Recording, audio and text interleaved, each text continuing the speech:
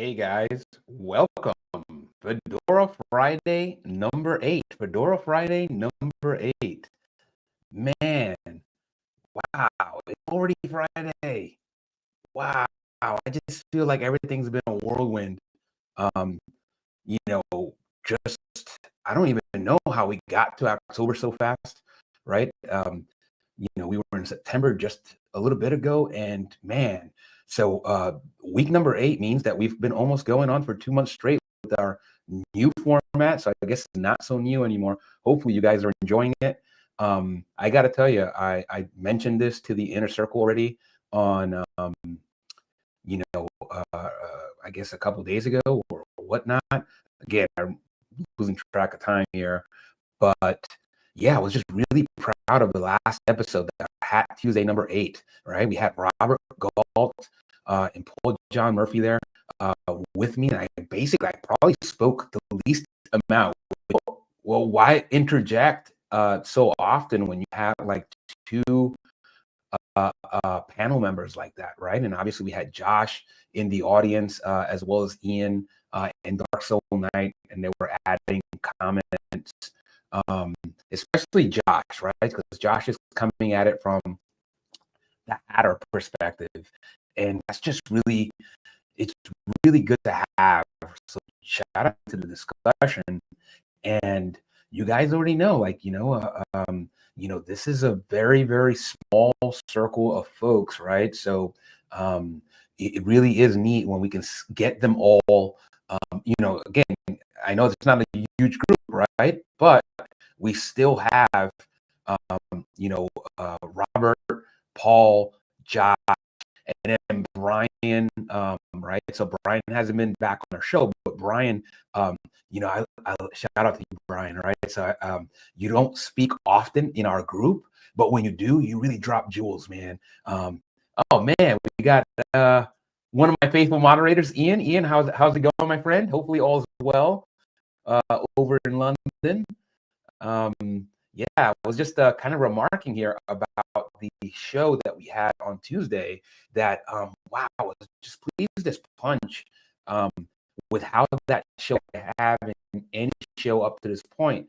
But again, given when you have a panel like that, right? So that's when I get to really listen a lot more, right? Other than making sure that the comments are reflected, right? So hunky dory, all right, I love it. Other than making sure that the comments are reflected, and I have a good chance to interject when somebody makes a comment, really.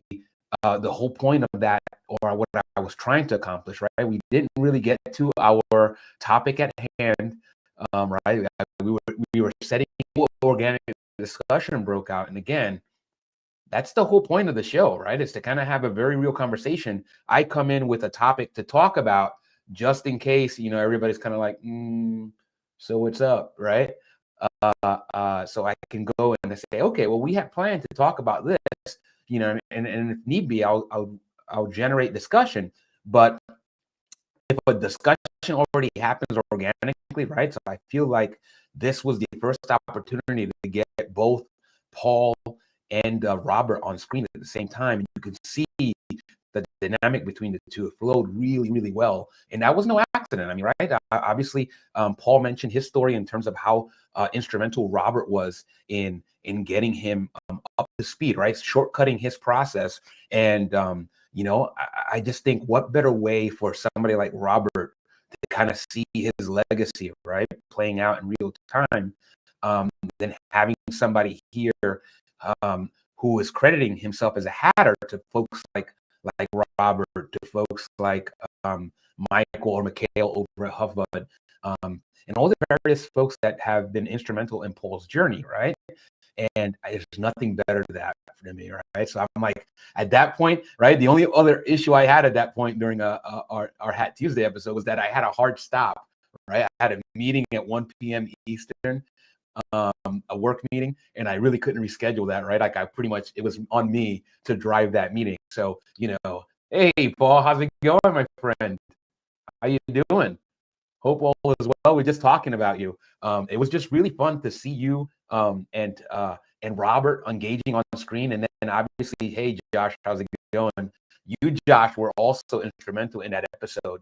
I know I mentioned it in the kind of board of directors chat, but you guys, I was so pleased. And then just yesterday, the discussion that happened yesterday, as Robert and Brian chimed in on their advice, right, for Josh, right? That I really felt good about seeing that, because, well, that's what it's all about, right? That's the whole point of this, is that we're not all hatters, right? Some of us are hat enthusiasts, but it doesn't mean we can't enjoy watching hatters discuss and then give each other advice, because again, I think that advice can go beyond just hatting, right? We're talking about business advice. We're talking about how you want to put yourself out there.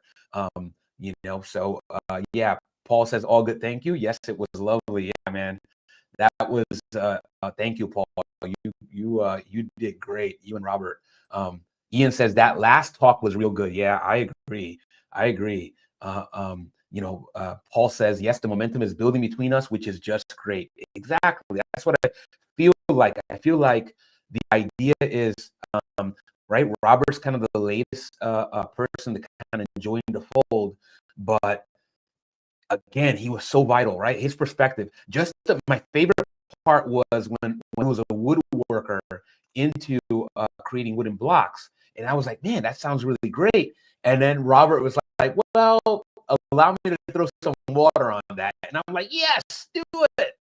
All right. Like, you're not going to get any pushback from me. I'm not going to be sitting there like, well, actually, Robert, this is why you're wrong. Like, no. Right? That's the whole point of having organic discussion, right? And at that point, I'm like, okay, I don't know.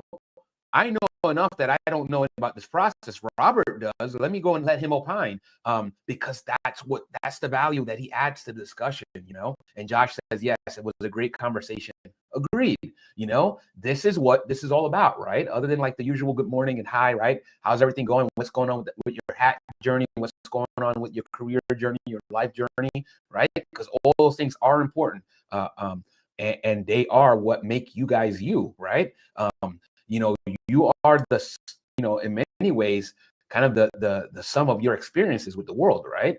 It colors your view of the world, right? Your current view, and then your future experiences will either modify that or refine that worldview, or it could even radically change that worldview, right? I mean, I don't know. We talked about Warren Buffett here quite a bit, and Warren Buffett, somebody that started off as a Republican, right? Met his wife, started really rethinking.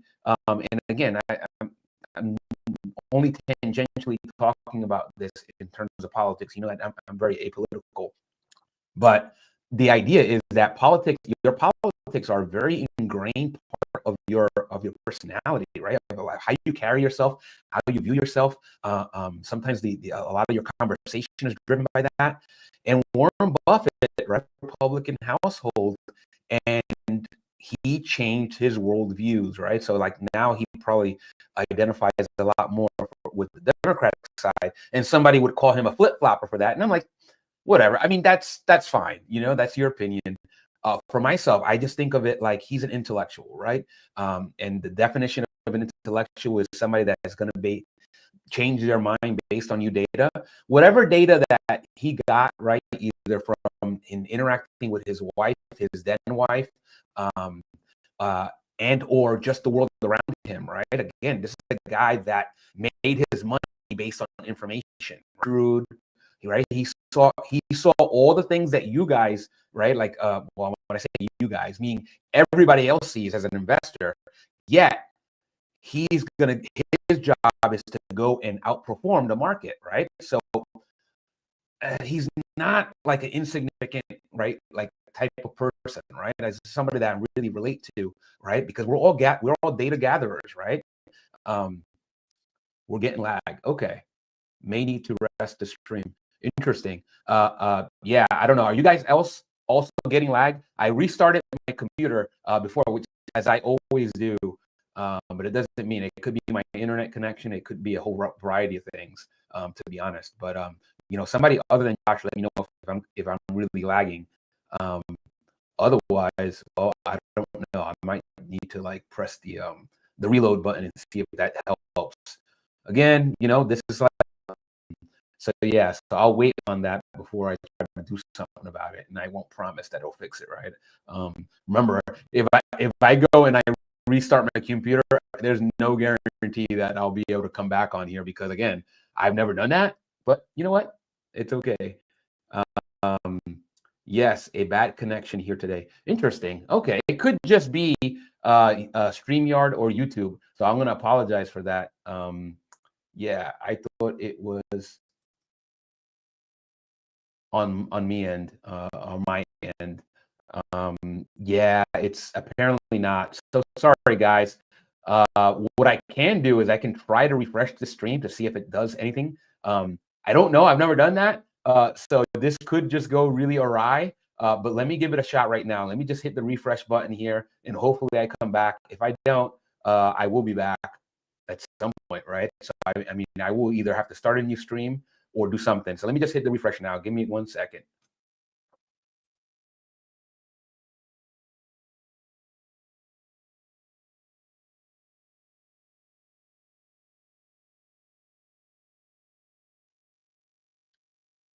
All right. I have no idea if that did anything good, right? It might not have.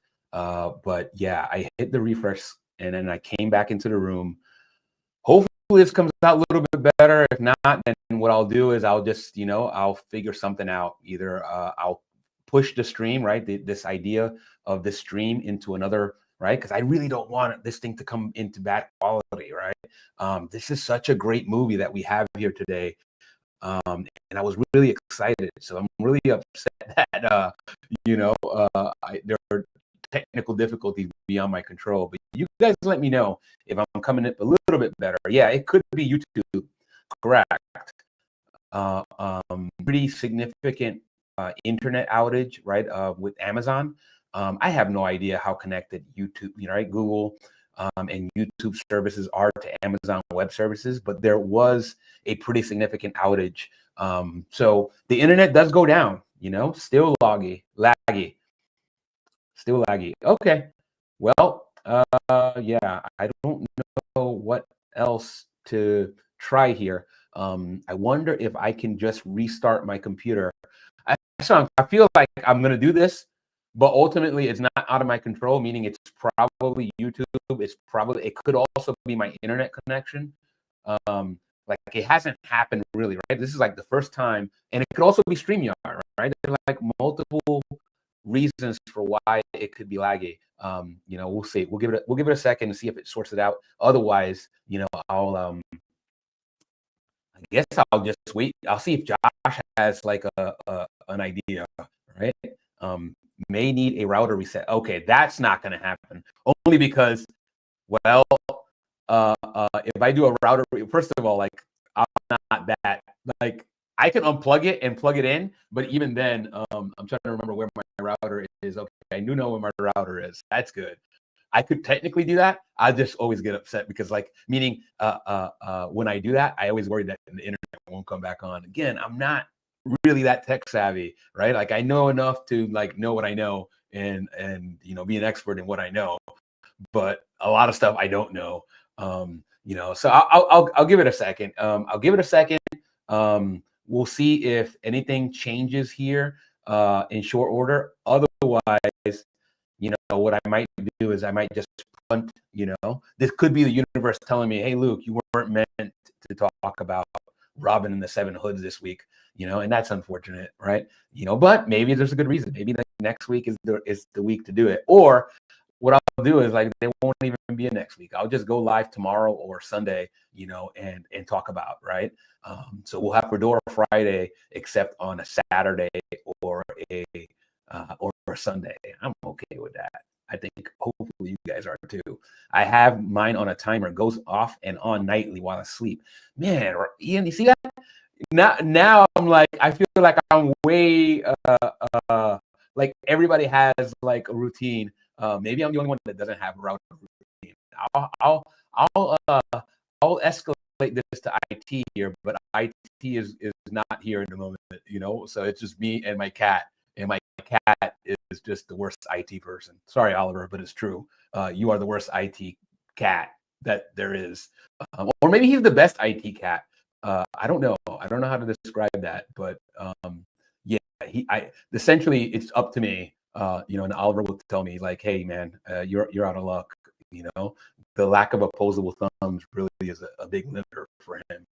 So yeah, we'll see what happens. What I could do is I could just go and restart my computer. Sometimes that works, right? That's the old IT adage, right? Did you restart your computer? And again, I feel like it's not that, only because, well, I restarted my computer right before I started the stream. I do that all the time. Stuff, right? Tech stuff. So we'll see. I mean, I'm gonna hazard that it's probably either my internet connection, or it's my or it's YouTube or StreamYard. Again, StreamYard and YouTube have actually been pretty reliable for me, but it doesn't mean, right? Like, we know that doesn't mean anything. Technology, right? Technology is great until it stops working. So, but man, what a great movie. I really hope that at some point this kind of fixes itself. Let's see. I think we got Josh. I think I seen a Facebook message from Josh. I just want to make sure. Are you using? Okay. I got Josh here providing me some IT support. Shout out to Josh for being so helpful. Again, I want to kind of salvage this, but yeah, that might be it. Let me see if I can up. But I didn't have time to do, like, meaning I checked for updates. That's what I'm going to do right now as this is going on. Just check for updates and see what happens. Again, I'm not. Looks like it says I'm up to date, so that's good. So yeah, so Josh, I checked up updates. There are no updates to be run. I am running Windows on this machine, so yeah, so we're good on that front. It could just very well be, like I said, it's not coming off laggy on my screen, right? So that means nothing, right? That's why I'm thinking that it might be a internet connection thing, because my screen is not, like, I've seen it lag. This is another thing I wanted to kind of figure out. That's what I'm going to escalate to my IT team here to see, right? I wanted to have a direct connection, right? A wired connection to my router, right? As opposed to being on Wi-Fi. But I was one of those things, I'm like, well, it works great up to this point, so I've never really done that. And I know that gamers do that all the time, right? So because gamers need that really high ping, right? So that's one of those things where, yeah, it says here, use your mobile to see what you're seeing. Yeah, I will do that. That's actually really smart. Shout out to Josh for what's coming forward on mobile here. Again, it's one of those things where I'm not going to fuss too much about it because, well, again, sometimes these things happen for a reason.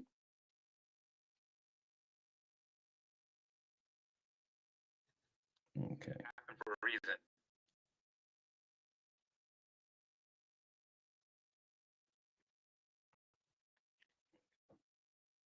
Okay, it's not really coming out glitchy on my phone, which is interesting, Josh. Does that make sense?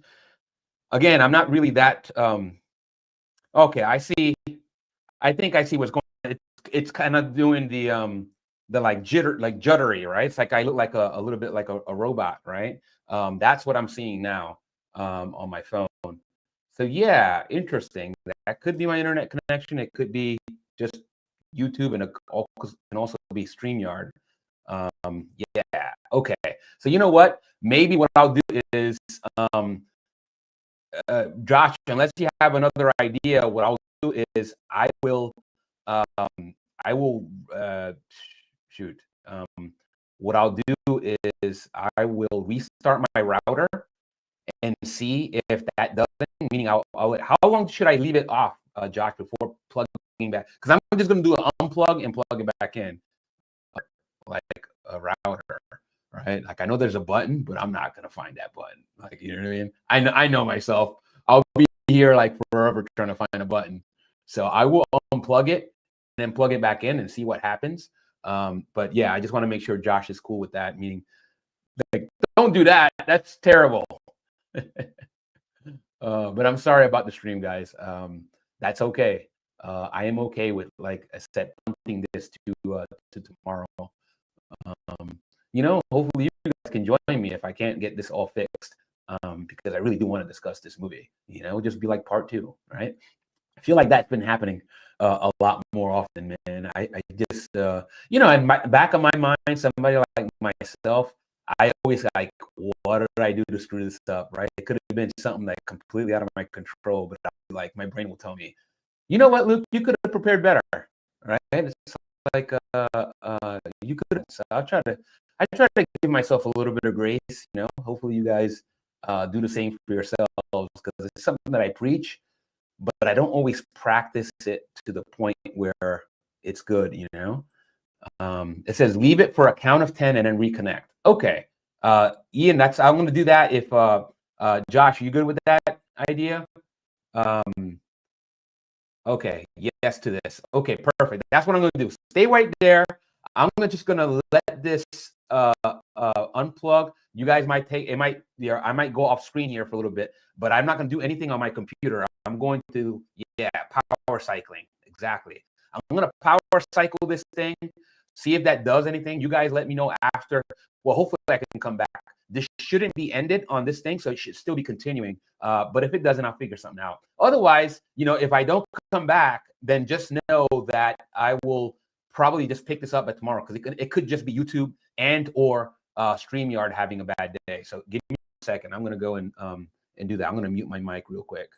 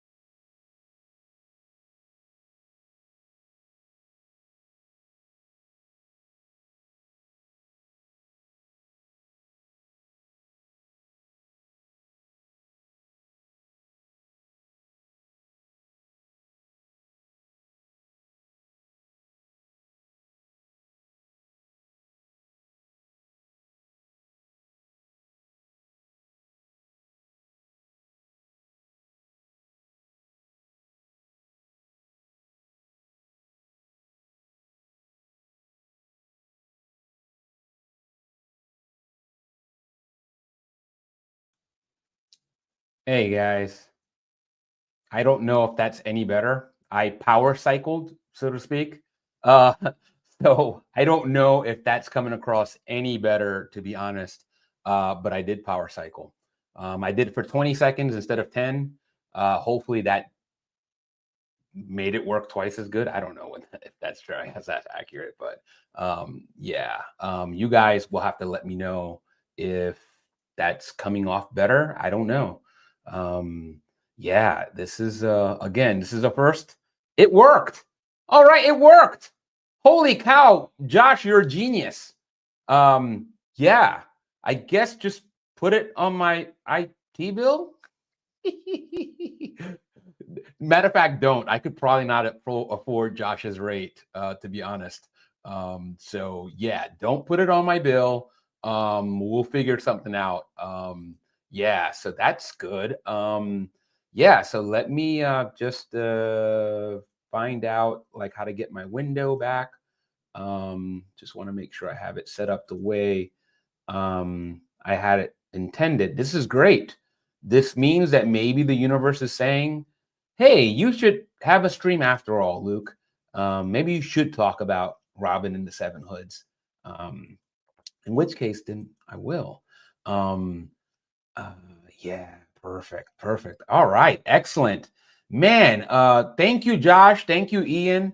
Thank you guys all for like bearing with me. Again, you know, stuff happens, right? It's worth doing before each stream. That's gonna be part of my new process. Then I'm gonna try to see if I can get it automated. I will put in a ticket to my IT support here at home and get that done. And that probably is like an easy way. Again, Josh probably already knows this, but it's like, you know what I mean? If there's an easy way for me to be like, boop, you know what I mean? Kind of like when you guys subscribe to the channel, you'd be like, boop, right? And all of a sudden you're subscribed, right? And that's a spammer, right? Again, apparently they know, right? It's like they know. But yeah, thank you, Josh. I appreciate it. I'm glad it worked. And guys, I guess now that we went through all this together, let me start talking about a little bit about this movie, man. Robin and the Seven Hoods, man. Yeah, Josh, you're a blessing. Thank you. It's always good to have IT folks as friends and as like just somewhere around, right? Especially benevolent IT folks, right? There's some that are like, right, like that whole Nick Burns, right? Anybody seen SNL? They would have Nick Burns, the IT guy, and he's like kind of a jerk, right? I think Jimmy Fallon played Nick Burns. And it was one of those things where anybody that's worked with IT folks knows that those guys exist, but in general, IT folks are just benevolent nerds, right? And shout out to the benevolent nerds, right? You guys are what makes this world go around, right? Guys like Josh and a bunch of other folks that I happen to know. You know what I mean? A nerd is just a nerd, right? I mean, it's now I like the fact that nerd is now no longer like a stigma, right? Back in the 80s, nobody wanted to be called a nerd, right? Maybe up to Revenge of the Nerds, right? And then at some point, it's like, whoa, those guys are kind of cool, right? And then at some point, like nerd became like a badge of honor. So that's why I always use the term hat nerd, because I'm like, okay, nerd is now a cool thing to be. So hey, why not a hat nerd? Yeah, I'm the guy IT fears. Hey, I love it. I love it. You know, this is the thing. Okay, so this is one of those things where like in terms of like my work experience, I've met some IT folk, right? This is very few, but some of them are like really into like that whole like Terminator thing, like Skynet, right? Like Skynet's gonna come and come after us. Yeah, in the modern world, nerds are gods. Yes, they are, right? They come book nerds, right? Book nerds, right? Ian is a book nerd, and that's why he adds so much to this channel. And we're all kind of hat nerds, right? We have that common bind. And obviously a lot of us are movie nerds, right? That's why we kind of do Fedora Friday. So again, nerds of all varieties, right? Just like we wear many hats, nerds wear kind of many, there are many facets of nerddom. So I definitely appreciate the nerds. But yeah, that whole idea of like computers coming out to destroy us, right? It's a common theme in literature and in cinema, right? In terms of like, oh my God, we created this thing that's going to ruin us, right? It's going to kill us all. It's going to like get rid of us. But yeah, I'm a big fan of Terminator, to be honest. But I don't worry about the computers coming to get me. I don't worry about AI, right? I use AI as a tool. And again, if you disagree with me, that's okay. I mean, again, your opinion is just as valid as mine. It's just me telling you a little bit about myself.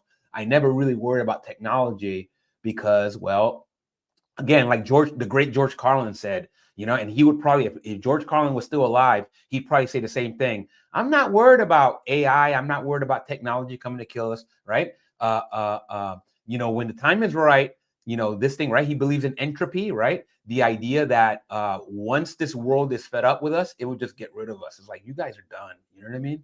Like, boop, right? Like I said, boop, right? The world, the universe, or whatever you believe in will press that button. We will no longer cease to exist, right? It's like, you guys have ruined more than you helped here. You guys are done, right? It's kind of like the ultimate pink slip, right? It's like, step into my office because you're freaking fired, right? So you're gone. So yeah, I think there's some beauty or peace I have with the idea of entropy. And it was something, like I said, I got from a comedian, right? Somebody that's there to make somebody laugh. And it's like, wow, that's a pretty morbid topic, right? Again, that's the brilliance of George Carlin. Shout out to George Carlin. But yeah, let's talk about Robin and the Seven Hoods, man. We already talked, right? That again, the reason why this came up, right, was my discussion. There's so many reasons for why this came up, but my discussion with Robert, my first discussion, we talked about the Rat Pack, right? Robert, by his own admission, mentioned that Frank Sinatra's style was something that influenced him, right? And I feel like that is so significant for so many people that kind of grew up in that era, right? Watching Frank Sinatra, right? Right? So some of us that were lucky enough to have dad at home, right? We had dad as a role model, but I felt like, right? So myself, I didn't grow up like watching Frank Sinatra, right? Frank Sinatra is somebody that I appreciated later on. I grew up watching a lot of my favorite rappers, right? We talked about LL Cool J, right? But I felt like Frank Sinatra and LL Cool J are not that different, to be honest, right? They're influencers, right? They're musicians, right? Somebody might argue differently, like, yeah, LL Cool J is not a musician because they don't like hip hop music, and that's fine. But it's what I grew up listening to, and the idea of role models, right? And then style models, who you want to look like, right? And Frank Sinatra was that guy, right? In the 50s and 60s. Probably even way after that, right? Like his heyday, probably like he probably peaked in the 50s and 60s, and maybe in the 70s he started like having a little bit more of a downslope. But again, Frank Sinatra was always Frank Sinatra, right? You talk to members of organized crime, right? You got Michael Franchese, I shout him out all the time, and Sammy the Bull. They have YouTube channels. They will all tell you stories, right? If you look at a lot of the guys that are former members of that life on YouTube, right? They call it MobTube now, right? Part of MobTube, they all have some kind of Frank Sinatra story, right? That's no accident. Because again, these guys idolized Frank Sinatra, right? He was kind of a guy that they didn't go there like Michael Franchese would say. I didn't go after, looking for Frank Sinatra to try to make trouble for him, right? He was a fellow Italian guy, and all I wanted to do was watch him succeed, right? And then like when Frank Sinatra Jr. Needed somebody to pack the club, right? They will help him out because they had such respect for his dad. And that's right. And not just because of his dad, but because he was also a fellow Italian guy. It's one of those things where it's very beautiful. And when you think about it, so Frank Sinatra was the guy, right? Remember the 60s, right? This movie came out in 1964, right? Fedoras, right? And hat wearing was already on the down end. It was pretty much Frank Sinatra representing for the fedora guys, right? It was him with that trilby, right? Remember I talked about the Frank Sinatra trilby, right? Wearing it on the back, the Frank Sinatra style on the back of your head. Yeah, and Ian says, we may not approve of them, but the old Cosa Nostra chaps, Capone, etc., had great dress sense, including their hats. Correct. Right. Ian is absolutely correct. 100% agree. The one thing, though, is that I will add is that Frank Sinatra is a little different because he was a guy that was wearing the fedoras in the 60s, right? Right. He was doing it in the 60s when it was already on the way out, right? As guys were like saying, no, I'm not wearing hats anymore, right? We had Kennedy, right? The guy that, and Frank Sinatra was somebody that knew Kennedy, right? He had association with. Actually, at some point, there was a falling out between Frank Sinatra and Robert. I mean, both Robert Kennedy as well as the whole Kennedy family, right? Because you guys know, if you guys want to watch The Irishman, you can see maybe The Irishman is a movie I should cover pretty much maybe next, right? But if you watch the movie The Irishman, you'll see the issues that came about with organized crime as well as the Kennedys, right? The Kennedy administration, and Frank Sinatra was somewhere in the middle of that,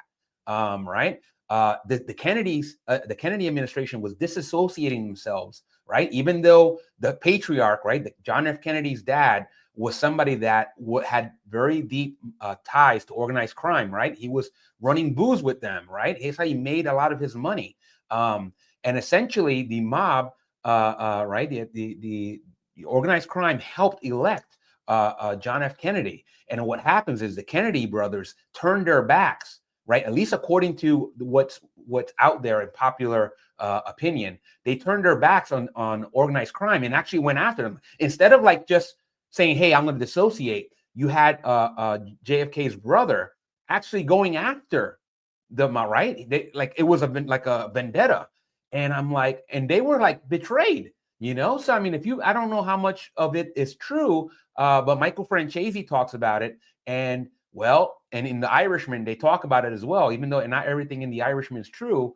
The idea is they were taken out, right? It's like, if we can whack a president, we can whack a president of a union, right? When they were talking to Jimmy Hoffa, about Jimmy Hoffa, like, you don't need to be that, you know, you don't need to be, you know, really too sharp to know what that means, right? And the implication. So anyway, enough of that. But Frank Sinatra, again, was somebody, as hats were going, he was the like stronghold.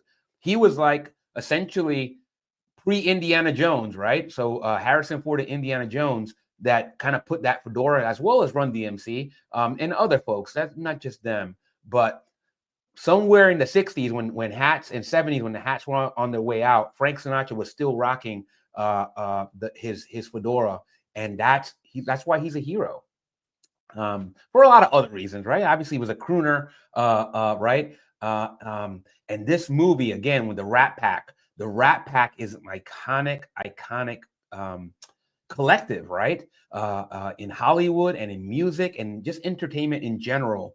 And then yeah, well, I'll start sharing some photos, right? Because you know, you guys all know that this you know, talking about these movies without photos, it's nothing. So I try to keep this not overly long, right? We already had like a little bit of technical hang up, but I'll just add some photos here. That way you guys can kind of you know, you can see along. Hopefully you guys have watched this movie already. If you not, it's not a great movie. You know what I mean? Like, it's not going to be a movie that you look up and like, oh wow, this is up there with The Godfather. It's far from it, right? And this is why this photo means so much to me, right? Like, you know, it kind of calls it the way it is, right? Which is, you know, it says it right there. This is a farce, the Farce and Furious, right? Which is kind of cute. I don't know if this is an official poster. It kind of has Warner Brothers logo on it. But it has right there the main cast of characters, and you can already see the hats, right? Even though Frank Sinatra is not wearing it, right? He's kind of got his orange vest. A little bit about Frank Sinatra. He loved the color orange, right? It was his favorite color. Only because I think he said that it's impossible not to smile or to feel happy if you're wearing or seeing the color orange. I don't know if I feel the same way about orange. I do know that the orange, right, from my my Mets, right, like that makes me feel happy, only because I connote orange with my favorite teams, my favorite teams, the Mets and the Knicks. More so the Mets, right? I'm kind of a fair weather Knicks fan. You know, I always rooted for the Knicks, but I've never really got behind them the way I did with my Mets. But orange and blue, right? So I kind of have that feel for Frank Sinatra. And yeah, and I have some Chat GPT stuff. I don't know how much I want to go into the Chat GPT stuff. I have a lot of it. I mean, you can see my preview. We'll see what happens here. again, this is a Prohibition era movie. There's so much in this. Like, I don't know if I really want to go into like all of this, but this is something that you guys can kind of really look up on your own. But we'll see. It says it's the setting, right? The release was in 1964, set in Chicago, right? During the Prohibition era, right? Like a lot of the movies that we tend to kind of like really idolize, it's had to do with like either right during Prohibition or just after Prohibition, right? That's kind of been a common theme for a lot of our hat movies, but we will deviate from that, right? Because we're going to eventually cover all of the Prohibition era stuff. And I really think that a lot of the non-Prohibition era type of hat movies, even though they're not like hat movies like these, right? The reason why these are hat movies because this is the heyday. Actually, we got Paul. Hey, Paul, how's it going? Hey, pretty good, thank you. Pretty good. Sorry to hear about all the problems you had earlier on. I sort of came off thinking that you clear the air, and then Ian very kindly reached out. Things were running a bit better, so I thought I'll get back on. Yeah, no problem. Thanks you, my man. friend. I appreciate it. It's good to have you on. And then, I don't know if you caught any discussion early on, but again, I'm still reeling from that great show that we had on Tuesday, right? So if you haven't caught that, definitely catch that to see a really great organic discussion. We got obviously everybody saying hi, Paul. Love the new hat post. Yeah. Oh, thank you. Excellent. Yeah, I took the time to post this new hat up. So I did that. Yeah. But, can you show? Like I already. I think you owe it to the audience to show them that hat. I started to think about the ladies, and this is, well, actually, it might be gentlemen as well, but you never know, do you? But this is a nice sort of pink Fepsa felt. It's 5% beaver and 95% rabbit. So it's a nice solid. I think it's 225. Yeah, 220.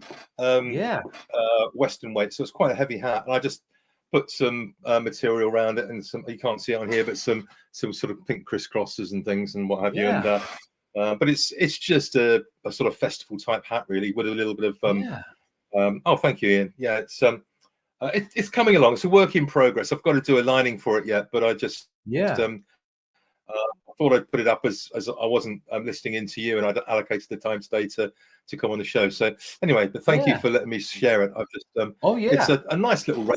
Not too much, but hopefully somebody somewhere will like it. Yeah, I think for sure somebody's gonna like it, because that somebody's me at least, and already Ian. And then Josh is opining 5% beaver in a 5X in Western hat world. Yeah, it is. Yeah, thank you. You know what's interesting is that I actually just picked up a Western style hat. Let me go grab it. I mean, it's not like. It was kind of shoddy shape, but it's really the first, I think, real Western type hat that I picked up. It's from Mexico. I'm going to show it right. It's 1 second.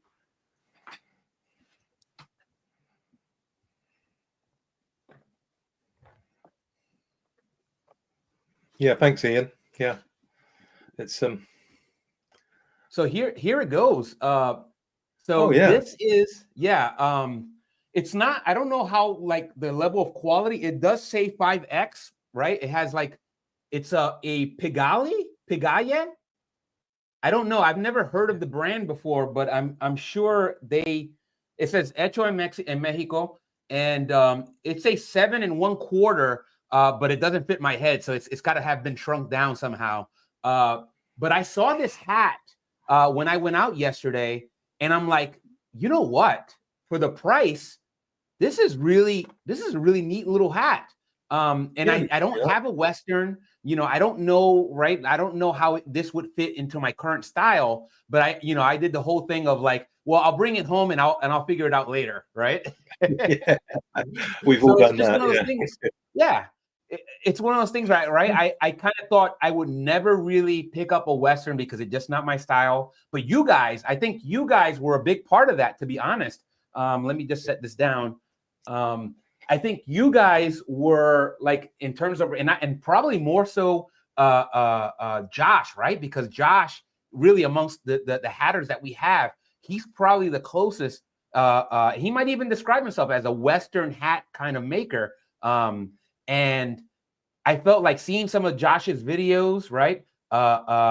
It really inspired. I'm like, you know what? Let me take this home, right? It doesn't mean it'll stay with me, right? It could just be like somebody else sees that in my collection, said, hey, I like that hat. And I'll be like, well, it's yours. You know what I mean? Like, let's talk. And that's the way I view it. Like Ian says, a lady would look great in that hat, or a man. Yeah, I mean, yeah, I think I agree. I think that honestly, I just think it's just beautiful. Like, I think the color combination is really sharp. It's elegant.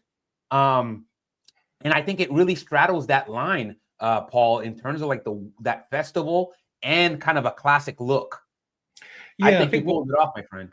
Well, that's kind of you to say. I mean, I think we're seeing a bit of a resurgence of the Western and country music scene over in the UK, and you know, I don't suppose it's ever gone away. It's always been there, but just under the surface. And it seems to be that there's a few more events going on around the country, and I just thought, well, actually, why don't I make a few Western stroke festival stroke, you know, this type of thing, and just see, because you know, it's slightly out of my comfort zone because I'm a little bit older and I like, you know, usually traditional stuff. But hi Morgan, and you know, it's just an experiment. And so I bought half a dozen pink felts from FEPSA, and I thought, well, I might as well at least make it in some decent material and see what happens. But yeah, I mean, you know, it's just a toe in the water. But I must admit, I'd love to make proper Western style hats. I mean, I do the open road and they sell, but I think that's sort of where us in the UK, because we're so conservative, the open road is about the most sort of adventurous we go at the moment, you know, to wear every day is what I mean. Yeah, no, I mean, Paul, see, this is again, you're doing the thing where, like I said, you are still like kind of like, your process is just really fun to watch from somebody, like I said, I'm obviously not a hatter, but just watching you have fun, because that's why when I hear you talk about this and I see some of the things that you're producing, I'm like, Paul's having really a lot of fun with his process right now. It's so nice to have a hobby that allows you to do just that, you know, and you can sit and just think, okay, what can I? So today I went out and bought some threads, some embroidery threads and things. So I don't know whether you've noticed, but Nick Fouquet is doing a lot of embroidery on his what are they called, the brim trims and things. And I just thought, okay, many years ago when I was in my teens, I would embroider denim jackets, denim trousers, you know, jeans, that sort of thing. It was very much the thing back in the well, I've got to say the 70s, I'm afraid it's going that far. But and I thought, you know what? My wife said to me, do you know what? You could do that, Paul. So I thought, I could do that. So I thought I'd go out and buy some bits and have a go. So I've been out and done that today and started on this one. So I'll probably make one my size this weekend. Not in the pink. I think pink's a bit too far for me. But you know, some of the other colors I've got, we'll do that. But I've also got, what I was going to show you is, I think end of next week I shall have a package full of new FEPSA felts coming in. So I thought, you know, Josh might like, or others might like to see how they arrive and what colors I've got, because I've bought a sort of surprise box, if you like.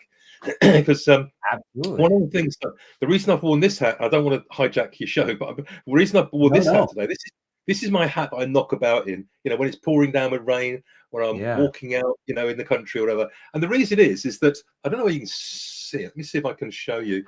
There is actually a floor. Yeah, there it is. There's a floor in the felt. And so I bought this felt. It's a Western weight felt, and I bought it and as a second. And you know, it's a very good quality felt, but it's a second. But I thought, you know what, I don't really mind it. I can play around with it. I can, you know, I can create it as I wish and wear it as a hacking hat.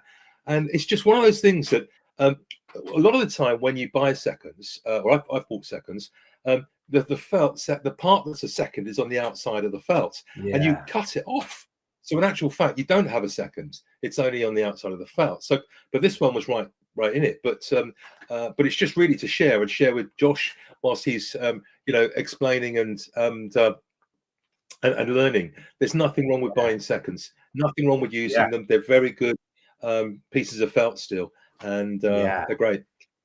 Yeah, and Josh mentioned what's great about Western hats distressing is okay and adds character to the hat. Yeah. Again, Robert kind of mentioned that on our show on Tuesday, and I thought that was really eye-opening for me, right? So because Robert was going at it, and again, he might have already like had that discussion, but Robert's using like I'm just like, okay, Robert's a smart guy. I mean, it's really easy to see that he's a smart guy. He's thinking about kind of like a psychologist would, which is, why would somebody do this? Right? He's trying to put himself in their shoes and saying, well, what's the benefit of using these lower quality materials, right? Obviously, there's a monetary benefit, right? You could lower your cost of entry, right? And potentially hit a market that you otherwise couldn't do it, maybe a FEPSA felt. But the other thing is, you could really just, again, it's one of those things, what do you have access to? Like, it's like in cooking, right? In cooking, it's very popular to say, okay, my next meal is going to be made up of anything I have in the cupboard, right? Right now. Right. So it's like, well, I'm not going to the supermarket. So my next meal has to be, well, I have this, and that. Now I'm going to make it. That is kind of like an analogy, right? A chef that says, I only have these ingredients, right? We watch Iron Chef, right? That's a show I used to watch, a few years back. I don't even know if it's still running, but they give you a set of ingredients, right? The idea, I think it's called Iron Chef. You guys correct me if I'm wrong, but they give you a set amount of ingredients and you have to make something out of it, right? You can't add anything to it. It's kind of like everybody has the same ingredients, and then they have to transform the ingredients into something that's really palatable and looks good. And I think that hatters, right? We know that supply sometimes can be an issue. We know that, right? So Paul mentioned that orange ribbon. Well, that was the only ribbon they had, right? Let's say somebody called right after Paul and said, hey, do you have any orange ribbon? Like, sorry, we just sold the very last one. You no longer have that. Obviously, that person's not going to have ribbon until that supplier gets re-upped. And I feel like hatters go through that process. It could be monetary, right? Meaning, guys, I just made an investment in my house, right? I just made an investment in a car. Whatever that means, I don't have the ability to go to my FEPSA supplier. I have to go and reach out to my other suppliers that maybe aren't on the same level, but it's still acceptable for me to make a hat out of, and I'll just price it accordingly, right? And what Robert mentioned is probably a little bit of the potential downside. Some folks don't price it accordingly. They still price it, really ridiculously high, in which case the market will dictate what happens with that, right? It's like It's just the way market. And I guess the biggest problem that we have really is, and you mentioning that, is that you never know as a buyer, you never know what the felt is going to be like until you feel it. You're very much, you're in the hands of trusting your hatter. And whilst, you can see the color, you might even be able to see the pile on the felt, but actually you can't feel it. And you think, gosh, when you feel the beaver felt, you think, I don't want anything else. This is like absolutely amazing. But then when you feel like a Western weight, you think, oh yeah, okay, that's pretty solid. That's I could wear that every day and it's not going to lose its shape. It's going to look really cool. But just seeing a picture of it is a real challenge. And again, on the pricing side, how do you get that across? There's actual value for money here. And it's about the whole journey, and I think also I think a number of hatters are happy. I mean, I'm certainly happy that if people don't like the hat when they get it, I'll do anything to either make another one or sort it out for them. But I've only ever had one instance in about what's probably about 300 hats or more now, where the hat didn't fit the customer, and it was because they measured their head incorrectly, and I resized it for them, and everything was fine. But otherwise, I think that's the thing and the thing that Josh, I'm sure you're the same. You have to pay so much attention to that part of the process, because that's where it can all go wrong. It's it's in sizing, and then of course it's in the style, the size of the brim and the height of the crown. Hi, Morgan. It's so good to have Morgan on here. You know what I mean? Morgan, I'm still reeling from some, right? And I'm probably like a broken record, because what happens is you guys say stuff and a lot of it sticks with me, right? I'll start thinking about things that you guys say, Paul, Josh, Morgan, Robert, Brian, right? You guys saw that discussion that we had where Brian and Robert were kind of giving their advice to Josh. And it was something like I almost shed a tear over that, because I felt like they were trying to really shortcut Josh's process. And the nice thing is, right, Josh is right. Paul is now making more Western, trying to make more Western flavored hats. Now Josh, right? Josh is probably like, even though he's a young hatter, in the process, he is in the position to give advice, right, in terms of westerns and how to craft that, what he's seeing out there, because, well, Josh is a student, just like he is a hatter, student of the game, so to speak. And he's out there looking at other Western hatters, and he's already shared a lot of information that I would have never uncovered in that quick of a time, right? What was it, Jeff Biggers? That video, that video was amazing, Josh. And again, if Josh could have easily said, no, I'm not going to share this because those guys wouldn't understand, right? Those guys aren't Western hat makers, right? If he did that, then I would never see that video. Paul, Robert, and whoever else was on that chat would never see that video, and we would have missed out, because there was really a lot of knowledge being shared in that video. And again, it gets back to my main point, which is wisdom is everywhere you look, right? Or everywhere you are. It's literally written on the wall sometimes. And all you got to do is pay attention to it. And the problem is we're being bombarded with so much messaging now, right? Obviously with phones, everything is so much things that are competing for our attention, that I feel that a lot of times, right, the very simple things get overlooked. And it's because we're using heuristics, right? We're like moving this way and doing all these things, and we're missing out, right? And that's why I get into the whole idea of stillness, right? That's why I love the idea and the stoic concept of stillness, because, right, I know it from a baseball standpoint. I know it from just a life standpoint, that sometimes if you just stop or just slow things down, right? If you don't want to stop, just slow things down. That's why my walks are so therapeutic, is that you need to, right? Some people go for a drive, and I used to ride a bike, right? And you can see the progression from driving to riding a bike to walking, right? It's a slower process. And in which case, right, I'm slowing things down, but then I'm ramping up my thinking, right? There's still the wheels are turning, but not the wheels under my feet, right? They're the wheels in my brain that are turning, and they're coming up with things, right? That's how I came up with the idea of the ebony and ivory with Paul. Slow things down and you get more, right? Sometimes more, you get quicker results with a slower process, is what I'm trying to say. And there's beauty in that. And the thing is, you can't really tell somebody that, right? I'm telling you that. And sometimes you're like, that makes no sense, Luke, right? I can't slow down my life, because if not, I don't get things done. And what I'm trying to tell you is that sometimes you can get more things done, or maybe not more things, better things done, if you slow down, right? You slow down and really take a chance to think through, right? Because again, we're all wired, that achievement, motivation in all of us, right? And I think all of us have it to a certain degree. And some people are just like way up there in terms of their achievement orientation. And what happens is, if they're not accomplishing 12, 15, 20 different things, they don't feel like they're doing enough, right? And they feel it's attacked to their self-esteem. And I guess my advice is that sometimes maybe doing one or two really good things, right? Or maybe like as a hat, maybe making one or two good hats. Maybe you don't sell as much if you're only making one or two, but sometimes you can find a lot more pleasure, a lot more achievement and accomplishment from that one or two hats.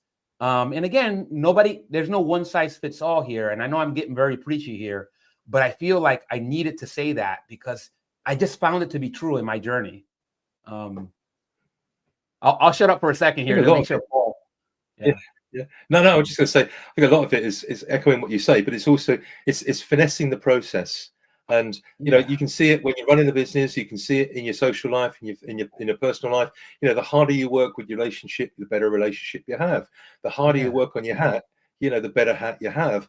And I think we've talked about the quality of materials and things that are used to produce the hat, and they go a long way. Yeah. But the passion of the hatter and the creativity, that's what really goes into it. And I think the style and the essence of the individual, and when somebody buys one of your hats, I like to think they actually buy a little bit of you, and they buy into the sort of lifestyle type imagery that you're trying to create when that person wears one of your hats. And I like to think that there's a bit of formality there, but in a nice, relaxed way. And actually, every time they put the hat on, I think, I feel cool. I feel happy. I feel comfortable in myself. And that's lovely, I think, is that if you can go out and you can walk tall because you feel comfortable, that's much better than walking, hunched because you're apologetic for being on the pavement, the sidewalk, whatever you call it. And I mean, it's a nice thing, this hatting lark. Yeah, and I can't help but think, like, when I was having that, like, we were having this discussion, I'm thinking about somebody like Salvador Dali. You guys already know I'm not an art person, right? I'm definitely not. I'm more of a, hey, I went to Spain, and then I went to Florida, to St. Petersburg, and saw this work by this man who's really well written, right? He's world renowned, right? People really respect Salvador Dali. The main thing, like, there were two things that really struck me. First was, man, this guy is talented, right? That's something that's probably easy to see, right? Like, that you don't need to be technically gifted or in the know in terms of technique to see something by Salvador Dali and say, wow, that took talent, right? That's just the bar, right?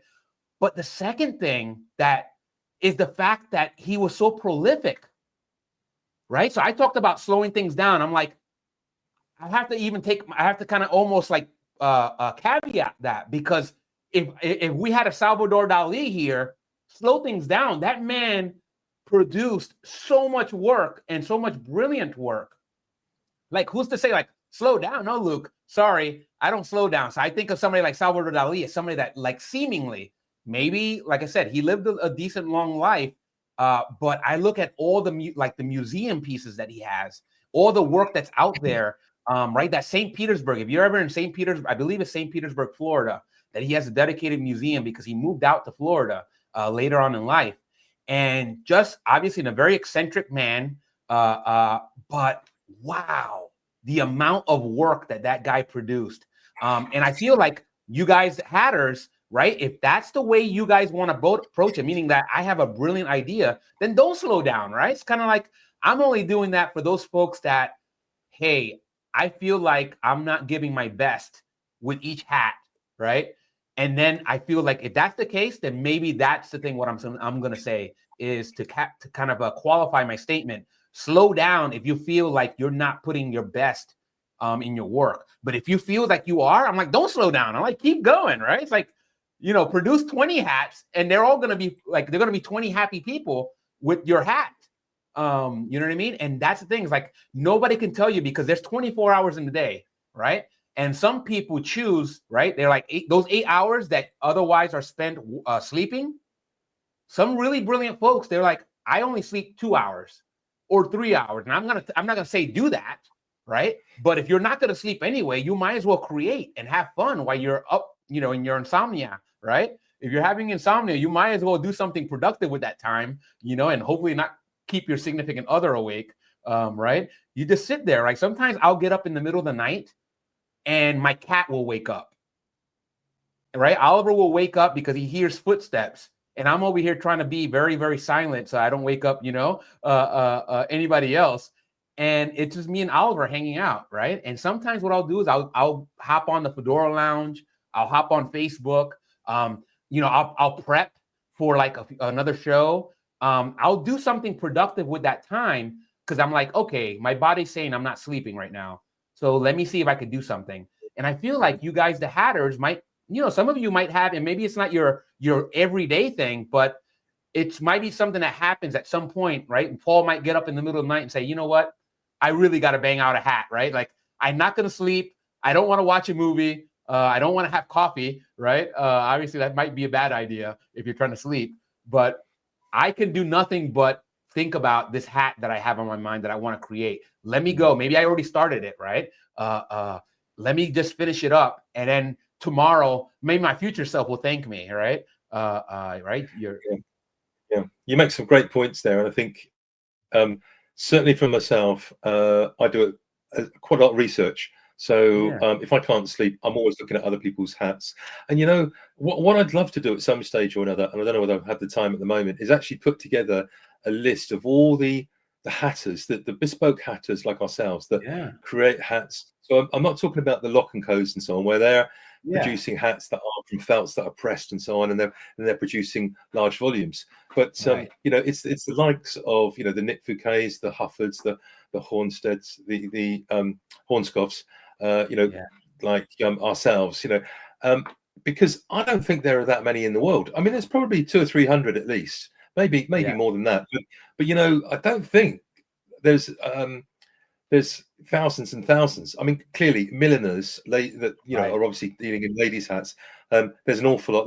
There's literally probably about 3,000 or 4,000 in the UK, but hatters in the UK, it's less than 100. You know, it really is quite low.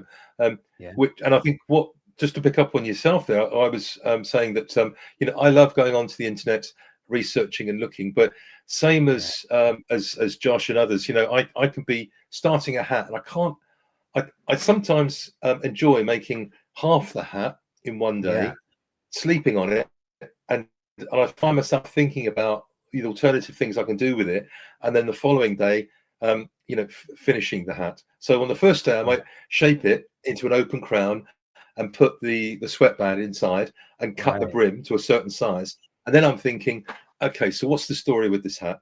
What type of person's going to wear it? What are they going to wear it with? Where are they going to wear it? You know, how do I want it to look?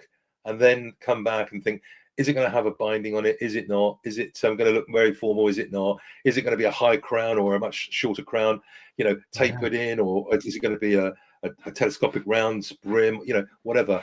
And I think looking at the various websites that hatters have, great inspiration. You know, it really does help, and it's nice that hopefully some of them look at my hats. Who knows? But it's nice to think that there's some, you know, all of us are looking at each other. And I think, again, picking up on what you've created here, is that everybody leaves any ego, any thoughts about you know, saying nasty things about people's work at the door.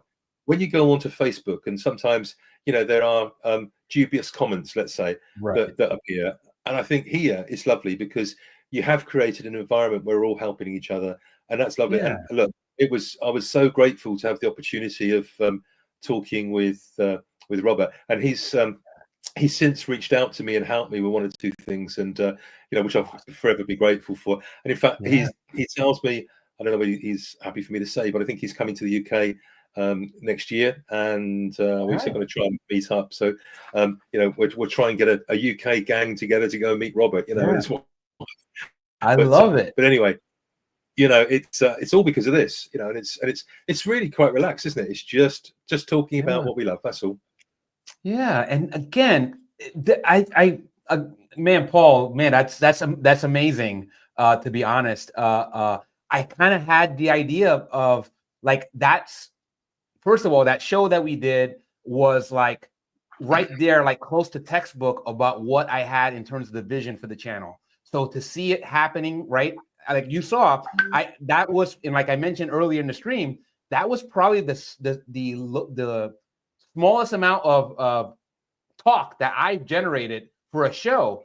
Like usually I try to carry the show because I don't like dead air, right? But you guys, because of like how organic, right? You guys were just literally having a conversation. That was what this whole channel is all about. And it's no accident, I got to think, that Robert became invested in you, meaning, and you, and right, obviously it's reciprocal. You were already invested in him. Yeah, and, I mean, and now he's like, hey, why wouldn't I invest my time, right? Robert, 76, right? He already said, I don't need to do this for my living, right? So he's a guy that does this as a passion project because he loves hats and he loves obviously helping people. And like, I didn't know that's what he did, but it wasn't surprised. I'm not in the least surprised by it because I already kind of got a flavor of the type of person Robert is, and he's just behaving according to what the type of person, right? Which is this guy. I've seen him, right? He's like what you do when you think nobody's looking, right? And that's a weird thing to say about the internet, right? But he didn't know that Luke was watching him, right? Interacting with other folks. Then we had an interaction, right? And like we had a little bit of a misstep, but no hard feelings, right? Like I was like, no, this guy, I know what kind of person he is before I even interacted with him. So I said to myself, I said, listen, he could be having an off day, but I like this guy. I know that he's good for the community, right? Again, he's a guy that has I relate to him because he has that working class kind of roots, right? But his story that he shared with us so far, I relate to him in many ways, and like he always gets grace in my book because I know the spirit of what he's trying to communicate, or at least I think I do. And I always I know that the way his style, comes across sometimes, and he knows it. Like Robert is very self-aware, right? And he's like, listen, if you have thick skin, maybe you shouldn't be in this hobby, right? That was one of the things that he mentioned on Tuesday. And I know that's tough. That sounds like tough love. But you already know that Robert comes from a tough love kind of camp, right? He's like, remember, right? His view of dads were make it harder. And I relate to that, right? Even though it may not be something that I go and preach, right?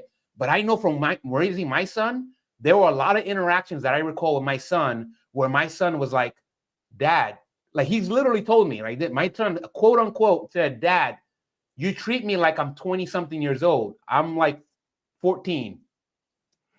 And that was his mantra. And I'm like, well, it's because I believe that you're very smart, right? Like I always and maybe that's just me patting myself on my own back. I just happen to think you're very intelligent, and I treat you like you're a lot older, right? Than you are. And I apologize for that to him. I said, I'm sorry. I know that I can be a little heavy-handed, but well, it's in my character. It's kind of how I was raised in many respects, mostly from my mom, because my dad was always out working. And I feel like Robert comes from that school. And you can see he never had the chance to have his own kids, but he still coaches, right? He coaches baseball. That's a very, very cycle. I really want to have a conversation with Robert about baseball, just about baseball, because I also I didn't coach in a very organized way, but I coached my son. I had opportunities to coach, but I had to do it when my son wasn't there, because when my son was there, I became dad, and I had to separate that out. So I was like, for my son's sake and for my own sanity, I had to say, no, I'm not going to coach. But anyway, it was just there's so many beautiful things that have come up in the discussions, right? I always tell myself, I'm going to clip out a lot of the things because there's so much nuggets when I rewatch the episodes. I'm like, wow, that's a whole episode right there. Or that's just a piece of clip that Paul said, something that Josh said, something that Robert said, and all the various folks that found their way right onto the channel, Morgan, Steve. There's so many nuggets that I've seen and rewatching, and you guys should let me know if you guys get the same thing. But again, maybe it's just me, but I see so much things. I'm like, wow, that right there, that.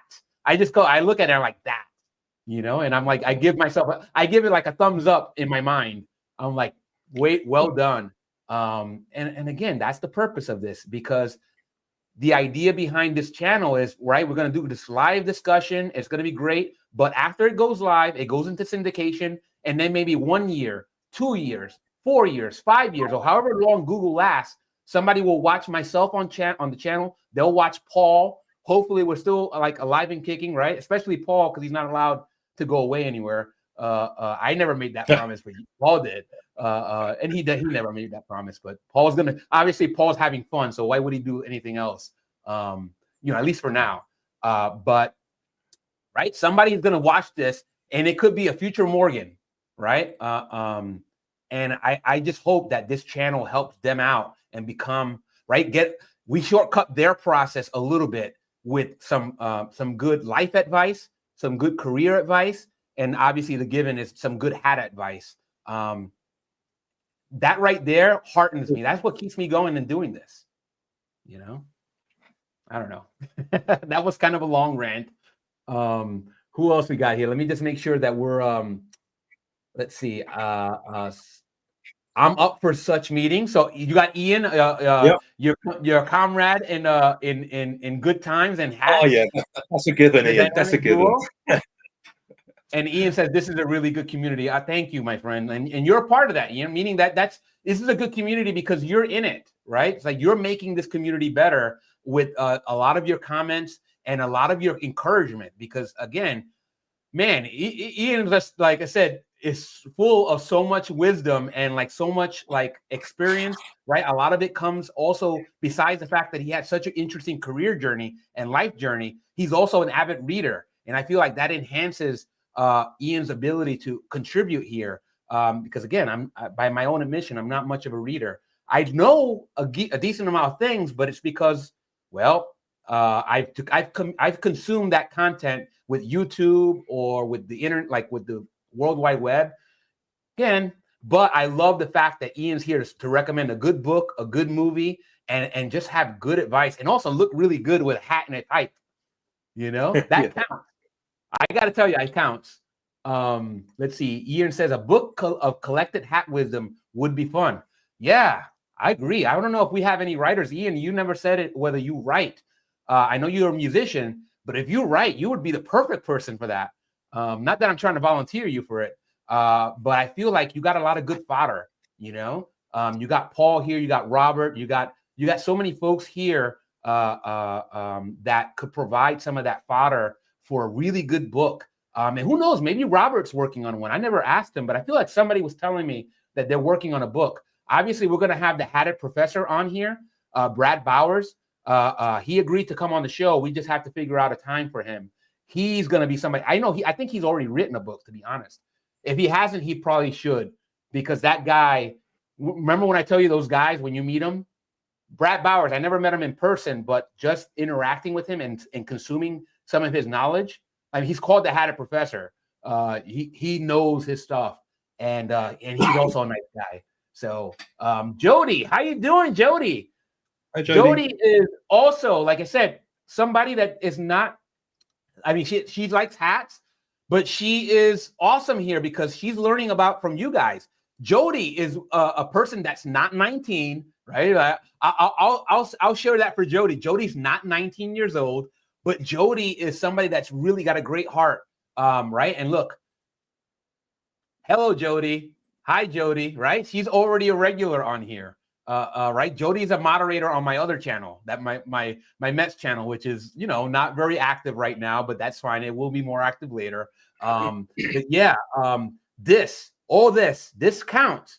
This is what, right? When you go to a job, if you go to a job that you really love, sometimes you go only to find out like that water cooler talk, right? You ever know about water cooler talk? When people get together on the water cooler and they're like, so how's it going? How's your kids? You know, everything good? Like, hey, I know you've been having a little trouble with your hip. Is okay? Everything's okay? That stuff counts because that's the human element, right? That keeps you going to work, even though you may not want to go to work, right? Like it's the glue that keeps you there and going back. Let's see. Josh says, I'm working on a compendium of the hat knowledge I'm gaining that could become a book. Awesome. Awesome, Josh. Hey, listen, like I said, you know, I don't think I have any problem with there being multiple books. So you can work on one, Paul can work on one, Robert. Let's get all right, except for me, because I know you don't want me writing a book. It'll be like I speak, which is nobody will like stay tuned to it, right? I'm very twitchy, so yeah, Ian, you know, again, great, Josh. You know, and then Josh mentions there is scientific hat finishing and renovation. Okay, so he's making a book recommendation by Henry L. Ermatingi. Hopefully I said that right. But yeah, I will check that out. Again, I might buy the book. I might have trouble reading it, meaning I know how to read. Trust me, I know how to read. It's just that getting myself to sit down and stay focused on a book is problematic for me. Obviously, you guys know about the ADHD. So, but you guys can get it. I will buy it probably or get access to it just so I can have it there. But great recommendation. Thank you. So Jody says, thank you. you know. And then also Jody says, let's go Mets, the orange and right. Shout out to the orange and blue, right? It's now the Knicks, right? But pretty soon it'll be the Mets back again. And now I got my hat ready. Thanks to Paul, I got my orange and blue hat. Yeah, the scuttlebutt, right? We call it the water cooler talk here in the States, but the scuttlebutt. Yeah, I like that. Man, I love the UK lingo. You guys have better words for everything, I feel. But you know, that's my bias. Scientific hat finishing and renovating. All right. I'm not familiar with the book. I don't know, Paul, have you heard of this book? I don't know. I've got a book. I'm just going to check my library up here. Yeah. Have a look to see. Yeah.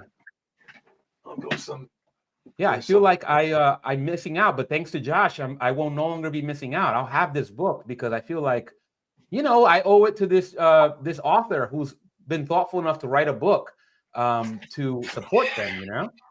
There it is. All right, well, there you go. So obviously, you know, we somebody here has heard of this book and actually owns it. So shout out to you, Paul, for yeah, I'm just looking at all the illustrations on it, and it's a good reference book to go through. Yeah, see, Paul, again, you're just cementing why everybody loves you so much. Of course, you own the book. Yeah. You know, again, remember, one of my areas, one of my areas has always been in personality psychology, right? In particular, as it relates to work behavior. And right, and I don't want to go too much far into it, but there's one of the big 5 personality characteristics, which is called conscientiousness. And conscientiousness has 2 kind of foci, if that's a word. There's a social aspect, right? Being conscientious towards others. And there's a task element, being conscientious about how you approach your work. And I feel like Paul really demonstrates that at a high level in terms of like how he treats other people, as well as how he focuses on tasks, meaning he does a lot of research, right? Before he even starts, he's like, how do I do this so that I don't, like, for some reason, screw this up? And there's really, right, it's really one of those like big predictors of work behavior, right? The biggest predictor of work behavior, of job performance, is cognitive ability, right? But you guys know from the way I know that cognitive ability, right? You don't need to be an Einstein to do a lot of jobs. What you need to do is be very self-motivated and also a very good people person, right? So that if you work in a team, as most jobs are, if you have a team or you lead a team, you want to be conscientious, right? In terms of your social interactions, as well as how you approach your task, right? And even if that task is just managing others, it's really relevant. So again, there's probably no accident for why Paul is such a great hatter. And he's probably been great in a lot of things that he's done. Again, that's my opinion, guys. Anyway. That's yesterday. Sorry, bad copy. That's okay. I use it for restoration. Okay, so it looks like Josh really heavily relies on the book. Again, I'm just happy that that exists. Right? So now we have something that's out there, and I'm sure there's others out there, right, that I don't know. But while Josh is preparing to release his book, right, and whoever else wants to write a book, that's something that's out there that our book nerds, or obviously Paul already has it. He's there because, again, that's what he does. He researches. Jody's laughing. I don't know if she's laughing at me, and that's okay. I laugh at myself all the time, to be honest. I watch my videos, and I'm like, Luke, you're something else. And I don't know if that's good or bad. I'm just like, you're something else. But Winter Joe, is your real name Josh? Yeah. Yes. I got permission. His name is Joshua, but I got permission to call him Josh. Hopefully that's still okay, Josh. And you weren't just being nice. Otherwise, I will learn to say Joshua. It's not that difficult, even for me. Anyway, guys, I will show some photos here. And again, Paul, like always, hey, of course, because you're a gentleman. It's no problem. I've worked with folks that go by Joshua, and they're like, please don't call me Josh. It's like, it's the idea of, this was my given name, and obviously I want to be called by my given name because I respect my parents, or whatever the reason. And I try to do that. It's not that difficult. But yeah, The other flip side is like, you know, when folks don't want to be called their given name because they connote it with their parents chastising them, please don't call me that. That I just have my mom in my mind or my dad saying, "Hey, you're in trouble." So there's, you know, I've worked with both types. But yeah, let's go back into the photos. And Paul, like as always, if you ever need to bounce out, please do. But I'll show some photos. I won't go to ChatGPT. And that way we'll talk a little bit about this because Frank Sinatra, man, what an icon. I'll skip the ChatGPT because I don't want to. I really want to just get into the photos, to be honest. Man, if you talk about movies, like remember I told you that this movie is not like a good movie by good movie standards, right? You only do that, like you watch this movie because you love the Rat Pack, maybe you just love Frank Sinatra and you don't like the Rat Pack. But if you love hats, this movie is like a treat for the senses, right? Obviously, it takes place in Prohibition-era Chicago. So you guys know the era, you know the kind of hats that you're going to see. But this right here was so great, right? This is actually the core of the Rat Pack, right? You got Frank Sinatra here on the left, Sammy Davis Jr. in the middle, and then you got Dean Martin. Holy cow.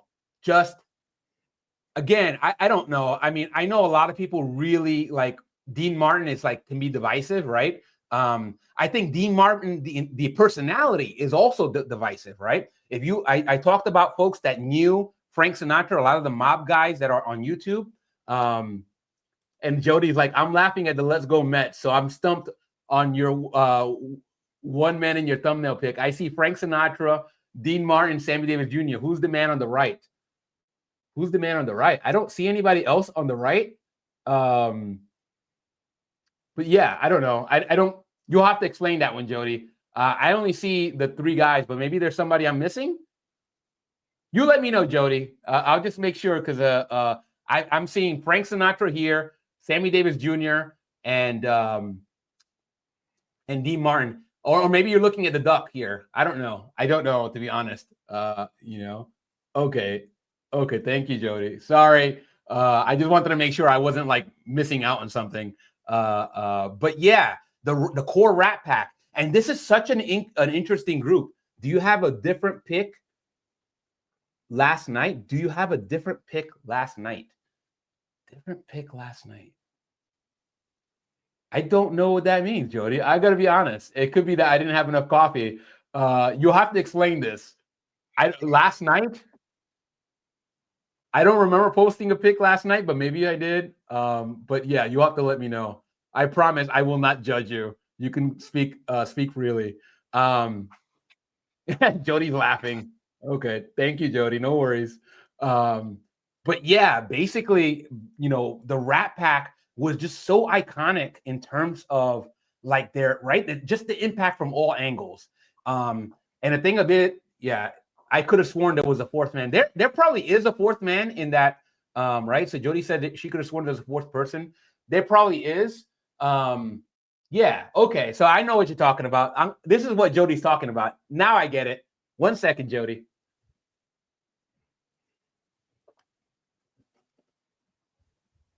Maybe you're talking about this photo.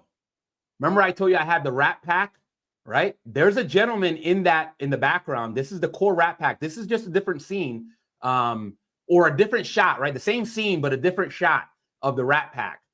Yeah, and this guy, I don't know that actor that he plays like kind of like the movie's version of Luca Brasi. He's like the muscle, right?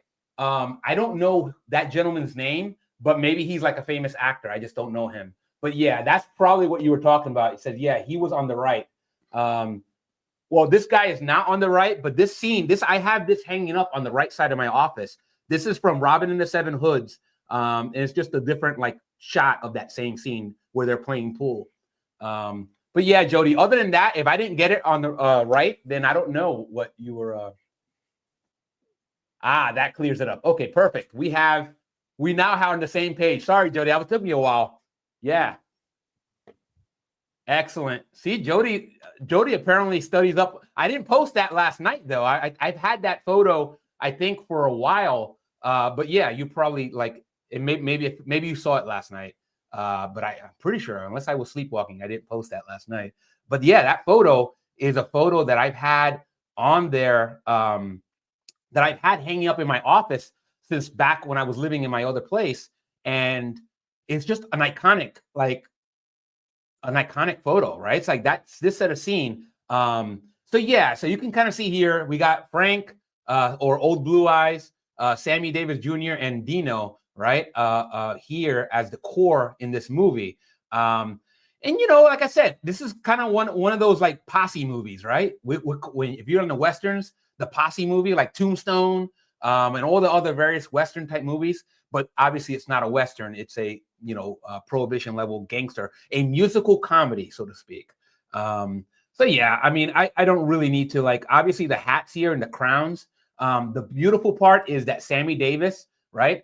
Remember I talked about guys that influenced my style. Besides the guys, yeah, my mom loved. Oh, yeah, I believe a lot of moms and grandmas and everybody loved Frank Sinatra. He was he was a guy, right? Meaning he was unapologetically a man, I guess, for lack of a better term.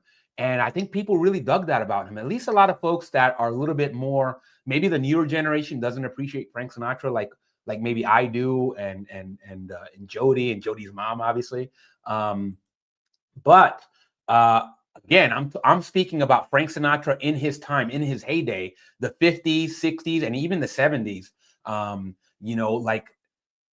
And again, the folks that remember that, right, that have parents that love Frank, they love Frank because my mom loved Frank or my dad loved Frank, right? And I like his singing. Yeah, he's Ian says I like his singing. It's like there's very little to not like about Frank, maybe other than sometimes Frank was known as being difficult to work with, right? And that's probably an understatement.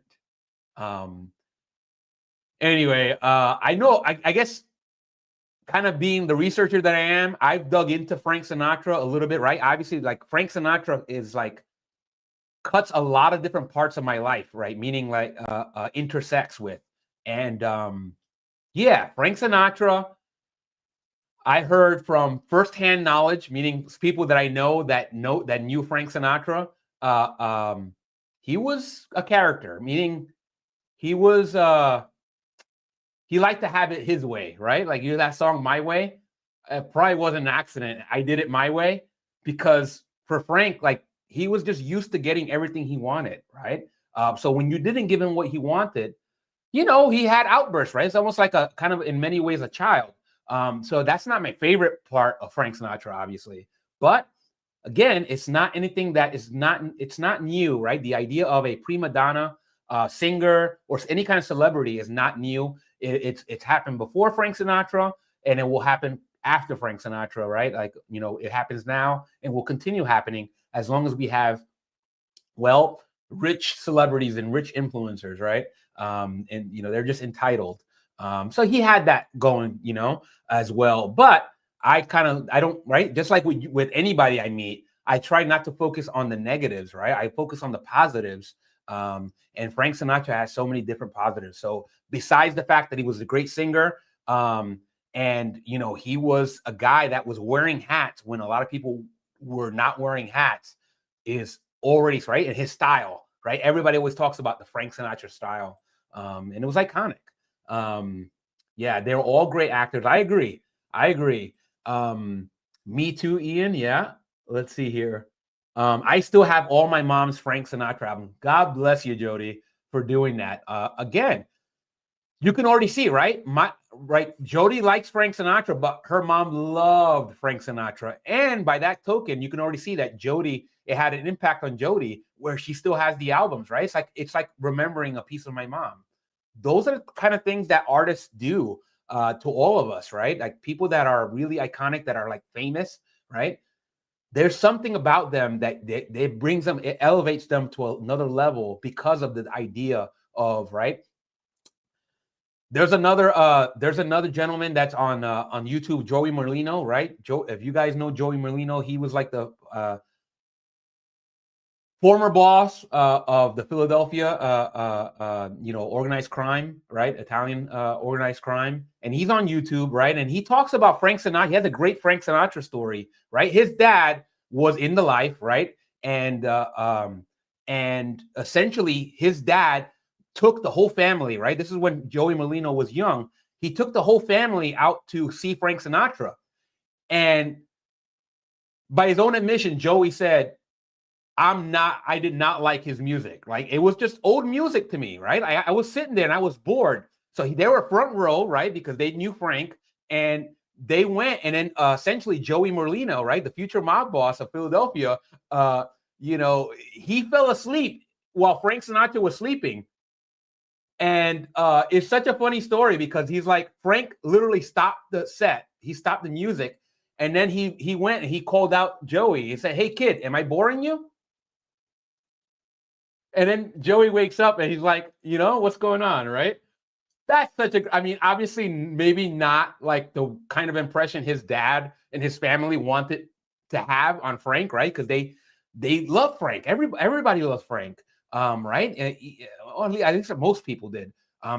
People in that life, right? In organized crime, they love Frank Sinatra. They idolize him, right? So even if you didn't like it, maybe your dad really liked Frank Sinatra. So he's like, you're gonna dress nice, and you're gonna listen to this man because he's an important man.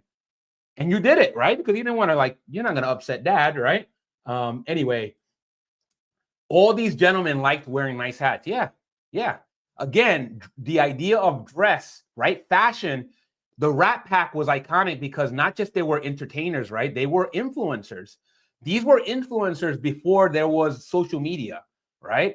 Before there was Twitter and Facebook and Instagram and all these things, right? There was just the media, and the paparazzi followed these guys because they were the it guys, right? They were the people out there partying and like up to the late hours, right? And that's how they got their name, right? They got the name the Rat Pack. I believe it was Lauren Bacall, who was married to Humphrey Bogart, right? Remember, the Rat Pack, as we know, these guys, this is Rat Pack 2.0. There was a Rat Pack before these guys, and they were led by Humphrey Bogart, right? Frank Sinatra was he was like an associate, but he wasn't a core member of the original Rat Pack. The original Rat Pack was led by Humphrey Bogart and his wife, I believe, Lauren Bacall, and that's kind of how they got their name. They were boozing all night. They were back at home, and Lauren Bacall does, and says, "You guys look like a right Rat Pack." And the name stuck. Like they endeared themselves to that. Like she endeared them to that name, and they started referring to themselves as the Rat Pack. And then obviously, when Humphrey Bogart passed away, right? Obviously, I died pretty young. When he passed away, like the reins of the Rat Pack were kind of handed over to Frank.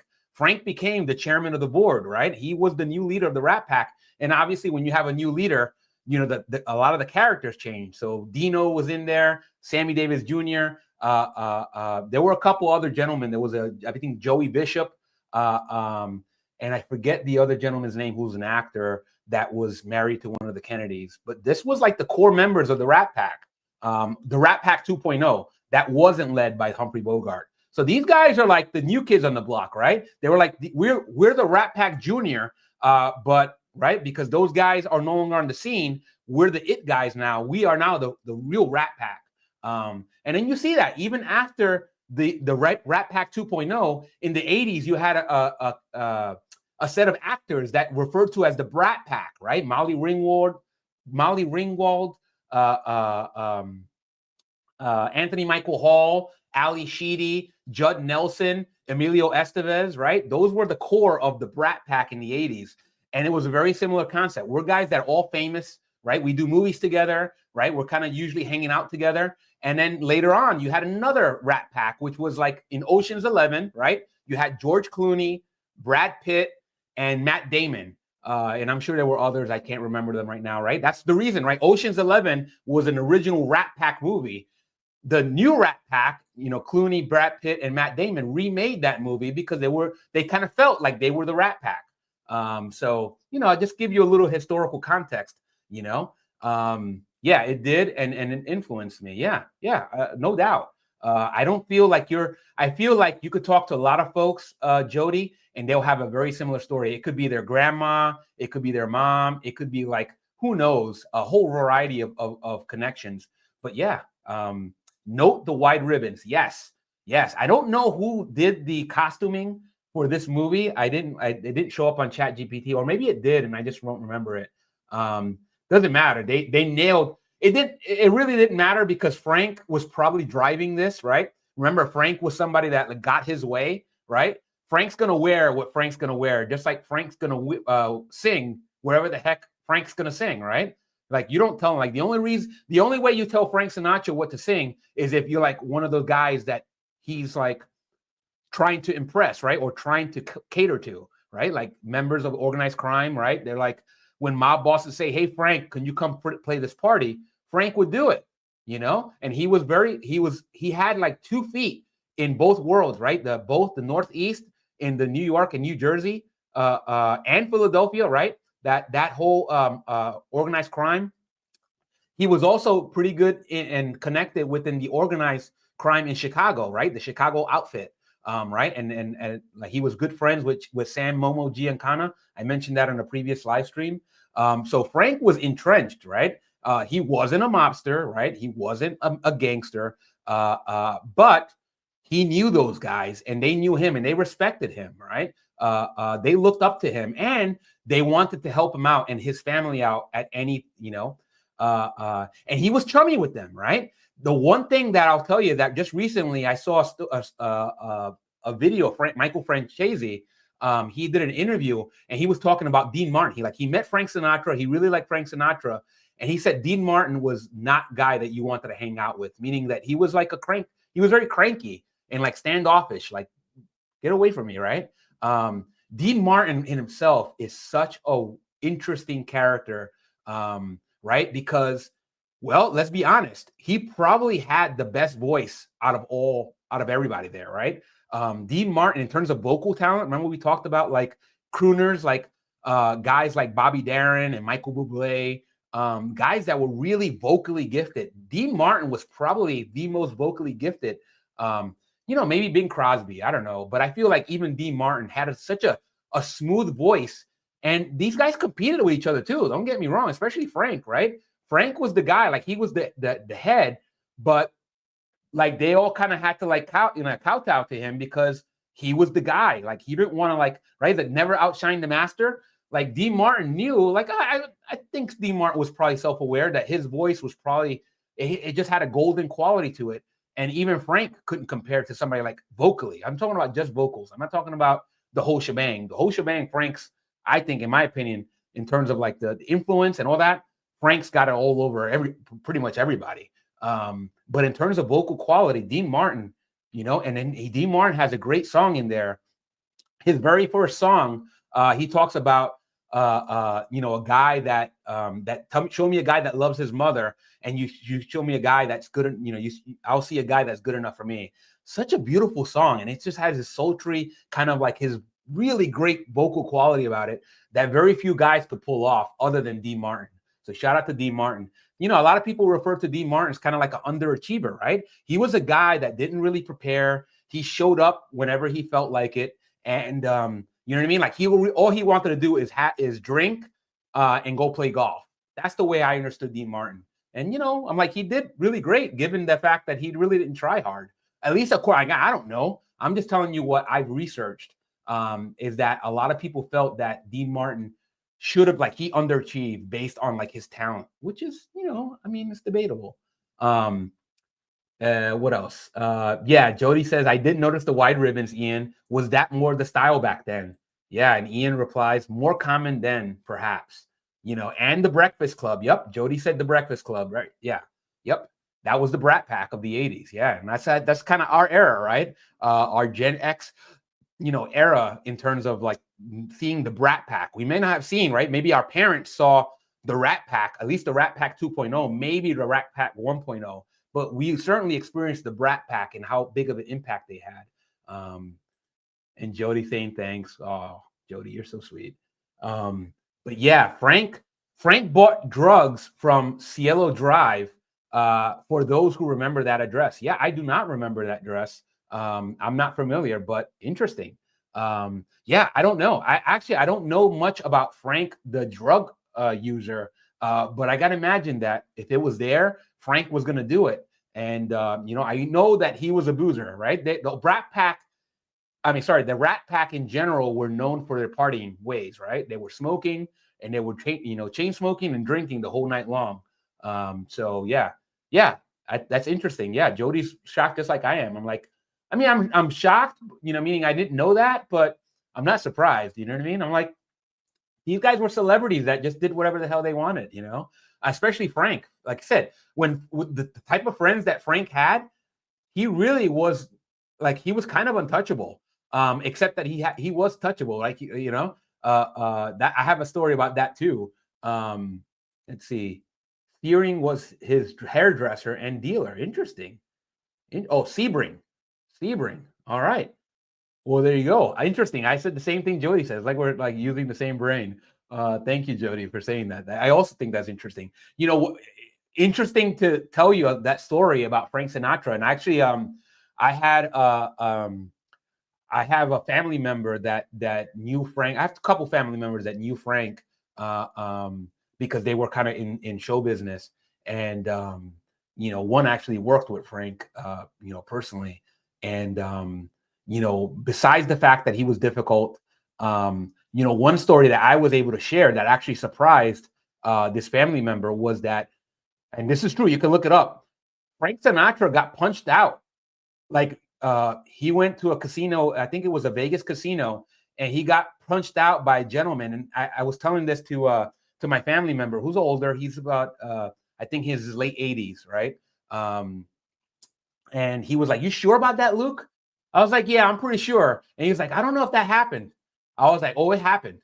You know what I mean? Like Frank Sinatra lost a couple teeth.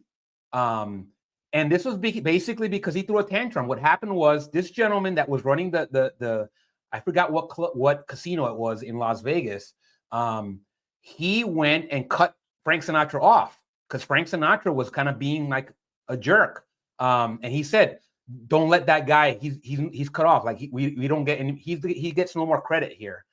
So Frank, being Frank, ordered a meeting with him, right, with this gentleman. This gentleman wasn't. I'll say the same way I told my family member. He wasn't a nobody. He was a member of the Jewish organized crime, right? And that's the thing. Like a lot of people don't realize is that the Jewish mafia, like the Jewish mob, was a very powerful faction, right?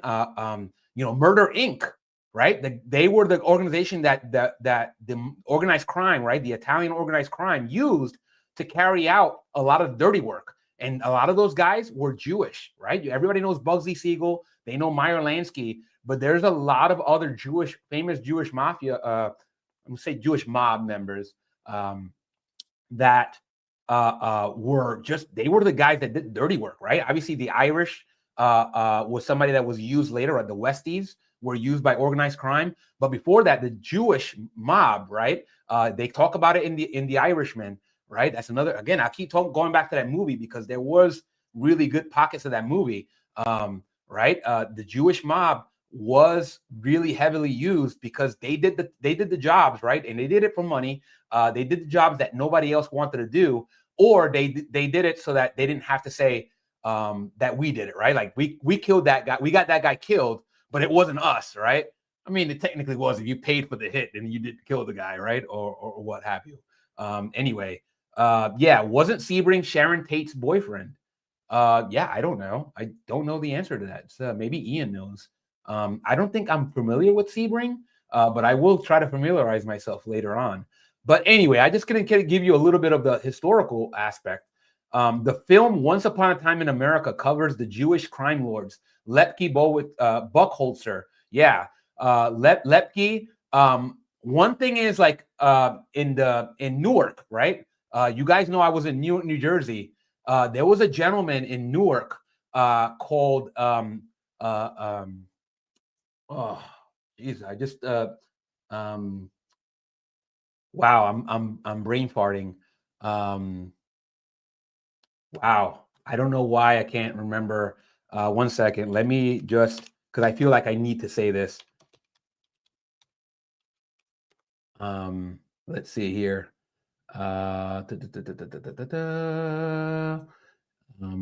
Sorry, this won't take long, but this is really important for you guys to kind of hear this.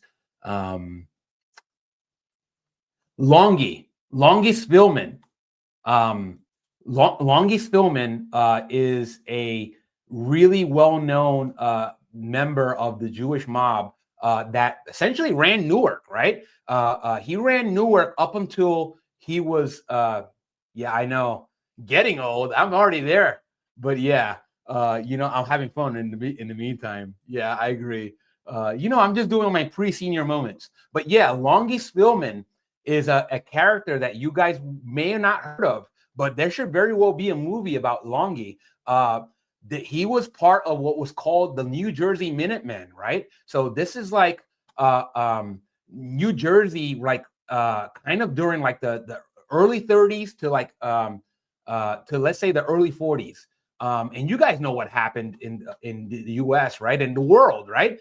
Right. There was a very, very a very interesting clash, right, amongst like the folks that sympathize with the Nazi movement, right, in the U.S., right. There's a lot of Germans in the U.S.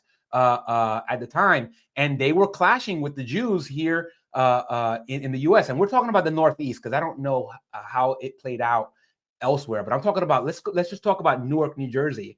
And there was a group called the New Jersey Minutemen that were assembled. They were just all the Jewish tough guys that would get together. One of them was a boxer. Longy Spillman was one of those guys, and Longy was a really big dude. He was a tough guy, and this was organized and they were funded by Meyer Lansky. Right? Meyer Lansky said, "Listen, we're not going to be victims.